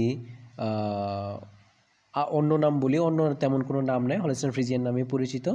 এর ব্রিড পারপাসটা হচ্ছে কি মিল্ক পারপাস। এর কিছু স্পেশাল নোট যদি আমরা দেখি, সেখানে বলা হচ্ছে কি যে ডোসাইল টেম্পারামেন্ট, এদের খুব ডোসাইল টাইপের হয়, ঠান্ডা প্রকৃতির হয়, র্যাপিড গ্রোথ আমরা আগেই পড়ছি, আর্লি ম্যাচিউরিটি আমরা জানি, কারণ এটা হচ্ছে বস টরাস এবং বস টরাসের ম্যাচিউরিটি দ্রুত আসে, এবং কাভিং এট, এরা প্রথম বাচ্চা দেয় হচ্ছে 2.5 বছর বয়সে মোটামুটি। হাইলি অ্যাডাপ্টেবল বাট পুর হিট অ্যান্ড ডিজিজ টলারেন্স, এরা সহজে কি, এরা কি তাপ সহ্য করতে পারে না এবং রোগবালাই এদের বেশি হয়। আর বলা হচ্ছে যে কি এদের মিল্কের যে ফ্যাট পার্সেন্টেজ, সেই মিল্কের ফ্যাট পার্সেন্টেজ হচ্ছে কত? 3.5%। দেখো 3.5%, এটা ইম্পর্ট্যান্ট। এবার আমরা ব্রিডের সাইজটা যদি একটুখানি দেখি যে ব্রিডের সাইজটা কেমন হয়। দেখো এখানে এটা লার্জ সাইজের ব্রিড এবং এর বুল এবং কাউয়ের ওজন দেওয়া হয়েছে। বুল এবং কাউয়ের ওজন বলা হচ্ছে একটা বুলের ওজন হতে পারে 800 থেকে 900 কেজি, একটা কাউয়ের ওজন হতে পারে 500 থেকে 6 কেজি, 500 থেকে 600 কেজি, 500 থেকে 600 কেজি। ক্লাইমেট টলারেন্স যদি আমরা বলতে পারি মোটামুটি অল ক্লাইমেট, যদিও তারা মেইনলি ঠান্ডা এলাকার গরু। কোট কালার বলা হচ্ছে যে black and white or red and white. Black and হোয়াইটও হতে পারে, রেড অ্যান্ড হোয়াইটও হতে পারে। এবার আসি যে কোট কালার কি আর স্কিন কালার। কোট কালারটা কিন্তু হচ্ছে যে গরুর লোমের যে কালার সেটাকেই বলা হয় হচ্ছে কোট কালার। আর স্কিন কালার হচ্ছে যে ওই লোমটাকে আমরা যদি শেভিং করে ফেলি যে এটা দেখতে পারবো চামড়ার কালার, সেটা হচ্ছে স্কিন কালার। এটা একটু খেয়াল রাখো। হর্নের ক্ষেত্রে বলা হচ্ছে যে এদের হর্ন হয় না, নো। এদের মিল্ক ইল্ড বলা হচ্ছে 4500 থেকে 9000 কেজি অ্যানুয়ালি, বাৎসরিক হিসাব। তার মানে তাদের ল্যাকটেশন পিরিয়ডে 305 দিনে এই পরিমাণ দুধ দিতে পারে। হিসাব করে দেখা গেছে যে এদের ডেইলি মিল্ক প্রোডাকশন হচ্ছে অন অ্যান অ্যাভারেজ 40 লিটার। এবার আসো কাফ ওয়েট অ্যাট বার্থ। যখন জন্মকালে এই একটা বাছুরের ওজন কত হয়? জন্মকালে একটা বাছুরের ওজন হচ্ছে কত কেজি? 40 কেজি। ভালো করে দেখো, জন্মের সময় একটা বাছুরের ওজন হচ্ছে 40 কেজি। আর এর অরিজিনটা এবার একটু আমরা দেখি যে এর অরিজিন কোন দেশে। এর অরিজিন হচ্ছে ফ্রিজল্যান্ড এরিয়া অফ হল্যান্ড। এর অরিজিন হচ্ছে হল্যান্ডে। কিন্তু আমরা তো হুট করে বলে ফেলি এই গরুটাকে, এটাকে আমরা বলি অস্ট্রেলিয়ান গরু। তাহলে এটা কিন্তু অস্ট্রেলিয়ায় তার অরিজিন না, এর অরিজিন হচ্ছে কোথায়? হল্যান্ডে। হল্যান্ডের আরেক নাম কি? নেদারল্যান্ড। তাহলে কেন বলা হয় যেটা অস্ট্রেলিয়ান গরু? কারণ তো একটা আছে, চলো কারণটা একটু জানি। এই গরুটা অরিজিন ঠিক নেদারল্যান্ড বা হল্যান্ডে, কিন্তু এই গরুটাকে সারা বিশ্বে পপুলার করছে অস্ট্রেলিয়া। কীভাবে? এই গরুটা নেদারল্যান্ডে হলেও নেদারল্যান্ডের মানুষ তখন এই গরুটা খুব বেশি লালন পালন করতো না, করতো খুব বেশি না। তো কী করলো, অস্ট্রেলিয়া এই গরুটা তাদের দেশে নিয়ে গেল। যেহেতু বস টরাস একই টেম্পারেট রিজিয়ন, তারা ওখানে গরুটাকে মানে ভালোভাবে মানুষের মাঝখানে ছড়াই দিল এবং এক পর্যায়ে এটা পপুলার হলো ওয়ার্ল্ড ওয়াইড। এবং সেই পপুলারিটির পেছনে হাত ছিল হচ্ছে মূলত অস্ট্রেলিয়া। তো সেই জন্য অনেকেই এটাকে অস্ট্রেলিয়ান বলে জানে, অস্ট্রেলিয়ান বলে। ওকে, এ হচ্ছে হলস্টাইন ফ্রিজিয়ানের কাহিনী। চলো হলস্টাইন ফ্রিজিয়ানের চেহারাটা একটু দেখি। এই হচ্ছে হলস্টাইন ফ্রিজিয়ানের চেহারা। আমরা কম বেশি সবাই এই গরু চিনি, লাল এবং সাদা ডোরাকাটা বলা যাবে না, ছোপ ছোপ, হ্যাঁ এইটা। তো এই হলস্টাইন ফ্রিজিয়ানের একটা ফান ফ্যাক্ট আছে। ফান ফ্যাক্টটা কি? Did you know Holstein cows spots are like snowflakes? No two are exactly alike. মানে কি? বলা হচ্ছে যে আমরা যে এর গায়ে স্পট দেখতেছি, সাদা কালোর স্পটগুলা, এই স্পটগুলো অনেকটা হচ্ছে স্নোফ্লেক্সের মতো। ওই যে তুষারপাত হলে পরে যে তুষারের খণ্ড খণ্ড তুষার থাকে, বরফ খণ্ড থাকে, সেগুলো ওই স্নোফ্লেক্সগুলো কিন্তু একটা সাইজের সাথে আরেকটা সাইজ মিলে না। অনুরূপভাবে এই হলস্টাইন ফ্রিজিয়ানের যে ছোপ ছোপ দাগগুলা একটা ছোপের সাথে আরেকটা ছোপ মিলে না। এটা মানে গবেষণা করে দেখা গেছে। এবং আরেকটা বিষয় দেখা গেছে, সেটা হচ্ছে তুমি যদি একটা গরু দেখো যে সম্পূর্ণ কালো এবং ওটা হচ্ছে হলস্টাইন ফ্রিজিয়ান, তাহলে তোমাকে বুঝতে হবে ওই সারা শরীরে কোথাও না কোথাও সাদা দাগ আছে, যদি সেটা পিওর হলস্টাইন ফ্রিজিয়ান হয়। অথবা একটা গরু তুমি দেখতেছো পুরো শরীর সাদা, কিন্তু যদি সেটা হলস্টাইন ফ্রিজিয়ান হয় তাহলে তার বডির কোথাও না কোথাও কালো একটা দাগ থাকবে। এটা হচ্ছে হলস্টাইন ফ্রিজিয়ানের ব্রিড ক্যারেক্টার এবং এটা খুবই ইন্টারেস্টিং এবং ইম্পর্ট্যান্ট। এবার আসো আমাদের দেশে পাওয়া যায় আরেকটা গরু সম্পর্কে জানা যায়, সেটা হচ্ছে নাম হচ্ছে কি জার্সি। তো চলো জার্সি সম্পর্কে একটু আমরা জানি। তো জার্সি সম্পর্কে জানতে গেলে প্রথম যেটা বলা হচ্ছে যে এর ব্রিড পারপাস অবভিয়াসলি ডেইরি, এবং স্পেশাল নোটে আমরা একটু দেখি যে well adapted to almost all climates, good for milk production, able to withstand extreme variation in temperature. That's the point. এটা একটা খুবই গুরুত্বপূর্ণ পয়েন্ট, একটু খেয়াল করো যে এরা কি করতে পারে, এক্সট্রিম টেম্পারেচার সহ্য করতে পারে। কিন্তু আমরা জানি যে ম্যাক্সিমাম বস টরাস ক্যাটেলগুলা গরম সহ্য করতে পারে না। সকল বস টরাস ক্যাটেলের মধ্যে এটা একমাত্র বস টরাস ক্যাটেল যেটা গরম সহ্য করতে পারে। এবার বুঝতে পারছো যে, এবং এই কারণে হলস্টাইন ফ্রিজিয়ানের পর অন্য কোনো ক্যাটেলের দিকে নজর না দিয়ে আমাদের প্রাণী সম্পদ অধিদপ্তর জার্সির দিকে নজর দিয়েছে। কারণ জার্সি বস টরাস ক্যাটেল, এর মিল্ক প্রোডাকশন তুলনামূলক বেশি, এবং এর আরেকটা গুরুত্বপূর্ণ ক্যারেক্টার হচ্ছে যে গরম সহ্য করতে পারে। আমাদের দেশে গরম আছে এবং এই গরমটা তারা সহ্য করতে পারে, এটা মনে রাখবা। ইজ অফ কাভিং, এটা হচ্ছে আরেকটা গুরুত্বপূর্ণ পয়েন্ট, একটু খেয়াল করো। দেখো ইজ অফ কাভিং, এই কথাটা ইজ অফ কাভিং, ইজ অফ কাভিং মানে হচ্ছে বাছুর যে দেওয়ার প্রসেসটা, ডেলিভারি, বাচ্চার ডেলিভারি হওয়া, এটা খুব সহজে ডেলিভারি হয়। তারপর এর long life, 5% fat in milk and docile temperament, এটার ফ্যাট পার্সেন্টেজ হচ্ছে 5%, যেখানে হলস্টাইন ফ্রিজিয়ানের ছিল 3.5%-এর মতো। তো ইজ অফ কাভিংটা আমরা আরেকটু পর আলোচনা করব। এবার চলো এর ব্রিড সাইজের দিকে যাওয়া যাক। এর ব্রিড সাইজটা যদি আমরা দেখি, এর একটা বুলের সাইজ হচ্ছে 540 থেকে 820 কেজি, একটা কাউয়ের সাইজ হচ্ছে 400 থেকে 500 কেজি, মানে এর বলা যায় যে স্মল টু মিডিয়াম সাইজ, খুব বেশি লার্জ সাইজের গরু এটা না। আর ক্লাইমেট টলারেন্স বলা হচ্ছে all climates, coat colour slightly red, deep brown or mixed, লাল হতে পারে, ডিপ ব্রাউন হতে পারে, অথবা লাল এবং ডিপ ব্রাউনের মিক্স হতে পারে। এদের হর্নের ক্ষেত্রে বলা হচ্ছে এদের হর্ন থাকে। এদের মিল্ক ইল্ড ইয়ারলি হচ্ছে 3,500 থেকে 4,500 কেজি, যেটা যদি আমরা একটু লিটারে দেখি সেটা হতে পারে 15-20 বা অ্যারাউন্ড 20-এর মতো অ্যানুয়ালি হবে। আর কাফ ওয়েট এট বার্থ, এটা গুরুত্বপূর্ণ পয়েন্ট, যে কাফ ওয়েট এট বার্থ, বাচ্চার জন্মের সময় একটা বাছুরের ওজন কত হয়, 22 থেকে 33 কেজি। এবং এর অরিজিন হচ্ছে জার্সি, ইংল্যান্ড। ইংল্যান্ডে জার্সি নামে একটা দ্বীপ আছে, সেই দ্বীপে এই গরুটা পাওয়া যেত এবং ওখানে ওর অরিজিন, এই কারণে এই গরুটাকে বলা হয় জার্সি। ওকে, এবার আমি একটা তথ্য একটু বিশ্লেষণ করি, সেটা হচ্ছে যে এই যে ইজ অফ কাভিংয়ের সাথে এই যে এটা একটু দেখো, 22 থেকে 33 কেজি বাছুরের ওজন, এটা আমাদের দেশে কৃত্রিম প্রজননের জন্য এবং আর্টিফিশিয়াল ইনসেমিনেশনের জন্য খুব ইম্পর্ট্যান্ট একটা পয়েন্ট।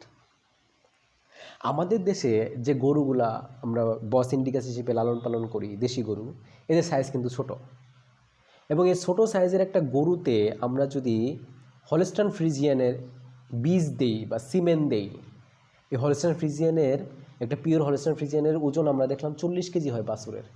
এই 40 কেজি একটা বাছুর কিন্তু আমাদের দেশি গরু ডেলিভারি করতে পারবে না, পার্চুরেশন করতে পারবে না, বাচ্চা দিতে পারবে না। তো এই কারণে আমাদের দেশে ফিল্ড লেভেলে যখন খামারিরা আর্টিফিশিয়াল ইনসেমিনেশন করেন, তখন কিন্তু এই তথ্যটা মাথায় রাখতে হবে যে তার গরুটার সাইজ কীরকম, এই গরুর সাইজ বুঝে তাকে বীজ দিতে হবে, সিমেন্ট দিতে হবে, ঠিক আছে? তো গরুটা যদি দেখতে দেশি গরু হলেও যদি সাইজে একটু মোটা বড় সড়ো হয়, সেই ক্ষেত্রে সে হলস্টাইন ফ্রিজিয়ানের বীজ দিতে পারে। সেটা পার্সেন্টেজ আছে, পার্সেন্টেজ বিষয়টা আমি পরে তোমাদেরকে বোঝাবো, পার্সেন্টেজ অনুসারে দিতে হবে, পিওর দেওয়া যাবে না।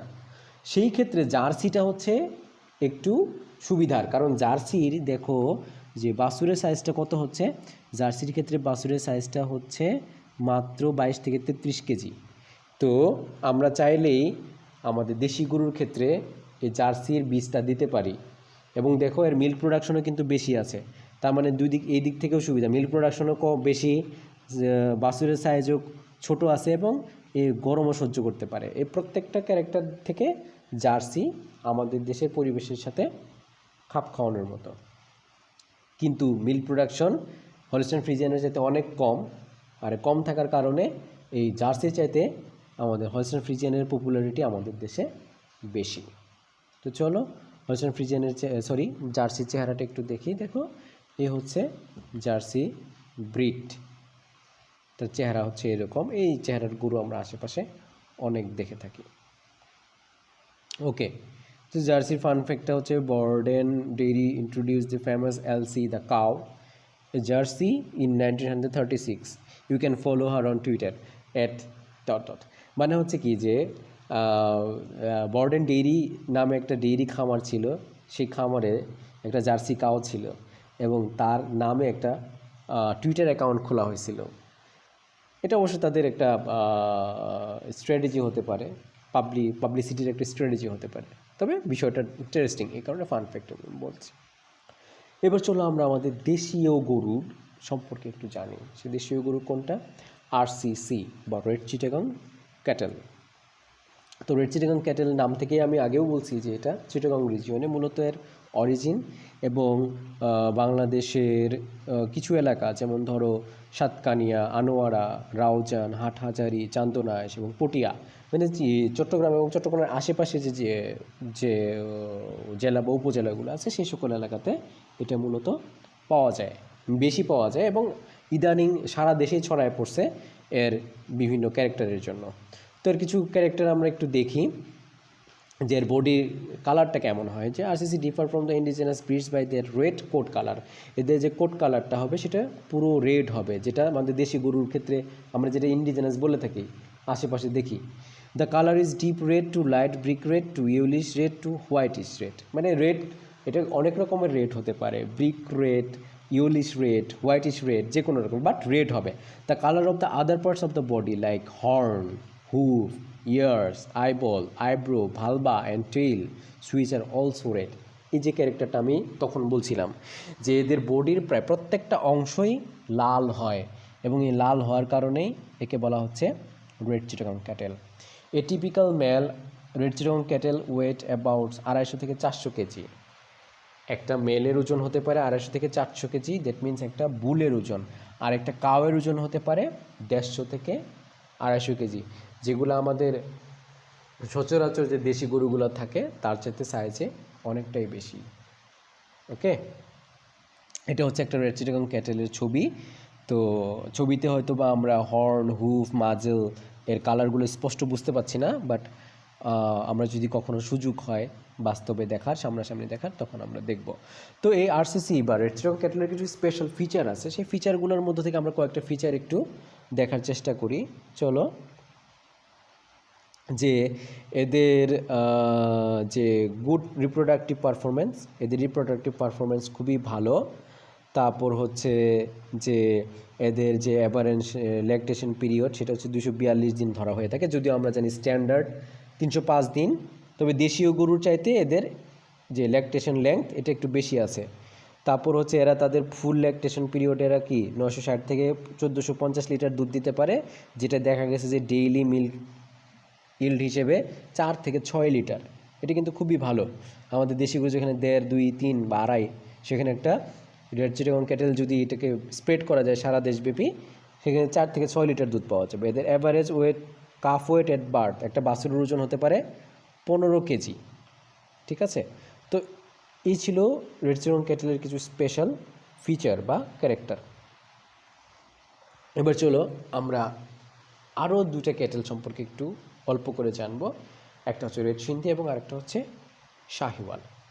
এই রেড সিন্ধির অরিজিনটা যদি আমরা একটু দেখি, origin and distribution. Red Sindhi cow breed originated from Pakistan. হ্যাঁ, অনেকে আমরা রেড সিন্ধির নাম বলতেই যেমন সিন্ধি, সিন্ধু, অনেকে ইন্ডিয়ান মনে করি, বাট এই রেড সিন্ধি ক্যাটেলটা হচ্ছে পাকিস্তানের একটা ক্যাটেল ব্রিড। এর সাইজ যদি আমরা একটু দেখি, এর সাইজটা দেখতে গেলে যে এর একটা বুলের সাইজ হতে পারে 400 থেকে 500 কেজি, আর একটা কাউয়ের সাইজ হতে পারে 350 থেকে 400 কেজি, এবং এর একটা বাছুরের ওজন হয় 20 থেকে 22 কেজি, অনেকটাই জার্সির মতো। তো এই হচ্ছে রেড সিন্ধি ক্যাটেল। তো এই রেড সিন্ধি ক্যাটেল আমরা যেমন রেড চিটাগং দেখলাম, তো রেড সিন্ধি ক্যাটেলেও রেড যেহেতু নাম, এর বডির যে কোট কালার, সেই কোট কালারটা টোটালি রেড। দেখো যে the colour of this breed is deep red and so that they are known as red Sindhi. তো রেড সিন্ধির ক্ষেত্রে আমরা একটু দেখি যে রেড সিন্ধি কিন্তু একটা বস ইন্ডিকাস ক্যাটেল, এবং বস ইন্ডিকাস ক্যাটেলের যে ক্যারেক্টারগুলো আমরা এখানে দেখতে পাচ্ছি, দেখো একটা প্রথম যেটি তার নাভির অংশটা দেখানো হচ্ছে, প্রথম যে সার্কেলটা, দ্বিতীয় সার্কেলে তার মেমারি গ্ল্যান্ডটা দেখানো হচ্ছে, এবং মেমারি গ্ল্যান্ডটা আমরা বলছিলাম যে বস ইন্ডিকাসে কি একটু দুই পায়ের সামনের দিকে থাকে, এবং সেটা এখানে দেখানো হয়েছে। এবং এর যে শিংগুলা, এই রেড সিন্ধির শিংগুলা খুব প্রমিনেন্ট থাকে। এবার আছে আমরা রেড সিন্ধির ইউটিলিটি অ্যান্ড প্রোডাকশন, মূল জিনিস যেটা, যে একটা রেড সিন্ধি কাউ দৈনিক 10 লিটার দুধ দিতে পারে। এবং তাদের অ্যানুয়াল মিল্ক প্রেডিকশন বলা হচ্ছে প্রায় 3,500 কেজি। তা আমরা মনে রাখবো যে on an average daily 10 litre দুধ দিতে পারে। আর অ্যাভারেজ ল্যাকটেশন পিরিয়ড বলা হচ্ছে এদের 270 দিন, কম একটু ওই বস টরাস ক্যাটেলে যেতে। আর এদের মিল্কের যে ফ্যাট পার্সেন্টেজ সেটা হচ্ছে 5%। এবার আসলে শাহিওয়াল সম্পর্কে একটু জানা যাক। শাহিওয়ালের অরিজিন যে central and southern area of Punjab, Pakistan, এটাও হচ্ছে পাকিস্তানের একটা গরু শাহিওয়াল। যদিও ওয়ার্ল্ড ওয়াইড এবং ইন্ডিয়া সহ বাংলাদেশ সহ অনেক জায়গায় পাওয়া যায়, কিন্তু এটাও একটা পাকিস্তানের গরু। এটার সাইজ যদি আমরা একটু দেখতে চাই, সাইজে বলা হচ্ছে যে একটা বুলের সাইজ হতে পারে 455 থেকে 590 কেজি, এবং একটা ফিমেল অর কাউয়ের সাইজ হতে পারে 272 থেকে 409 কেজি। আর একটা বাছুরের ওজন হয় মূলত 22 থেকে 24 কেজি। এর বডি কালারটা দেখো যে commonly reddish brown colour, large areas of white may be present in certain strains. তো মূলত হচ্ছে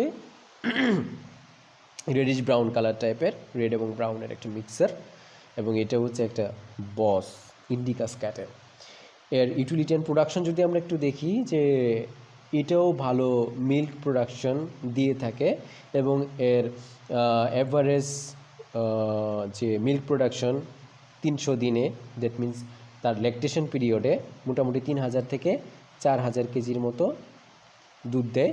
এবং আমরা যদি এটা ডেইলিতে নেই, ডেইলি মিল্ক প্রোডাকশনে, সেটা তোমার 10 থেকে 15 লিটার, অ্যারাউন্ড 15 লিটারের আশেপাশে দুধ পাওয়া যায়। আর অ্যাভারেজ ল্যাকটেশন লেংথ অ্যাভারেজে মূলত 280 দিন হয়ে থাকে, এবং এদের মিল্কের যে ফ্যাট পার্সেন্টেজ সেটা হচ্ছে 4.5%। তো এই হচ্ছিল মোটামুটি শাহিওয়াল। তো এখন আমি একটু বলি যে এই শাহিওয়াল ক্যাটেলটা তোমাদের রাজশাহী রিজিয়নে ইদানিং যে এখানে যে ক্যাটেল ডেভেলপমেন্ট ফার্ম আছে, এবং সেই ফার্মে শাহিওয়াল নিয়ে কাজ করা হয়। আমরা ইনশাআল্লাহ আমাদের কোর্সের শেষের দিকে এবং করোনা পরিস্থিতি উন্নত হলে আমরা সেই ফার্ম ভিজিট করব এবং আরও ডিটেলস জানতে পারবো। তো এই শাহিওয়াল, রেড সিন্ধি এগুলা কিন্তু যেহেতু বস ইন্ডিকাস ক্যাটেল, এরা কিন্তু হিটটা টলারেট করতে পারে বেশি, এবং এই কারণেই এই রাজশাহী রিজিয়নে তারা কিন্তু বস টরাস, হলস্টাইন ফ্রিজিয়ান নিয়ে কাজ করতে পারতো, জার্সি নিয়ে কাজ করতে পারতো, তারা সেগুলো বাদ দিয়ে শাহিওয়াল নিয়ে কাজ করে। কারণ এই জায়গাটা যেহেতু অত্যন্ত গরম থাকে, এবং এইখানে ওই জার্সি এবং হলস্টাইন ফ্রিজিয়ানের চাইতে শাহিওয়াল, রেড সিন্ধি এদের অ্যাডাপ্ট করার বা এদেরকে খাপ খাওয়ানোর পসিবিলিটি অনেক বেশি, এবং এদের মিল্ক প্রোডাকশনে কিন্তু কম না, 10 থেকে 15 লিটার, অনেক ভালো আমাদের দেশি গরুর তুলনায়। চলো গুয়েন্সি সম্পর্কে আমি অলরেডি বলে ফেলছি, তো আবার একটু বলি। Guernsey originated from the island of Guernsey in France. এটা ফ্রান্সের একটা গরু, এবং milk is high in protein and beta carotene, so milk has a distinct gold colour. এই যে মিল্কে প্রোটিন এবং বিটা ক্যারোটিন অনেক বেশি থাকার কারণে এর মিল্কের কালার হয় গোল্ডেন, এবং এই গোল্ডেন কালার হয় বলে একে বলা হয় হচ্ছে গোল্ডেন গুয়েন্সি। দেখো এই কারণে গোল্ডেন গুয়েন্সি বলা হয়। তো এই ছিল মোটামুটি ব্রিডস অফ ক্যাটেলের ক্লাসের কন্টেন্ট। তো এইবার আমরা একটু রিভিউ করি পুরো ক্লাসটাকে। Which dairy cows colours are black and white? খুব সহজ উত্তর, ব্ল্যাক অ্যান্ড হোয়াইট হবে কি? Holstein Friesian.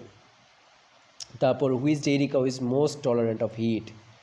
কোন ক্যাটেলটা হিট টলারেট করতে পারে বেশি? এখানে প্রত্যেকটাই বস টরাস। এই বস টরাসের মধ্যে সবচাইতে বেশি হিট টলারেন্স হচ্ছে জার্সি। এবার আমরা কিছু ক্যাটেল দেখব এবং বলার চেষ্টা করব যে which one is not a dairy breed. এই ছবিগুলোর মধ্যে কোনটা ডেইরি ব্রিড নয়? চলো আমরা একটু দেখি। আয়ারশায়ার, এটা তো ডেইরি ব্রিড। ব্রাউন সুইস, এটাও ডেইরি ব্রিড। জার্সি, এটাও ডেইরি ব্রিড। গুয়েন্সি, গোল্ডেন গুয়েন্সি, এটাও ডেইরি ব্রিড। হলস্টাইন ফ্রিজিয়ান, এ তো বিশ্বের সর্বাধিক মিল্ক উৎপাদনকারী গরু।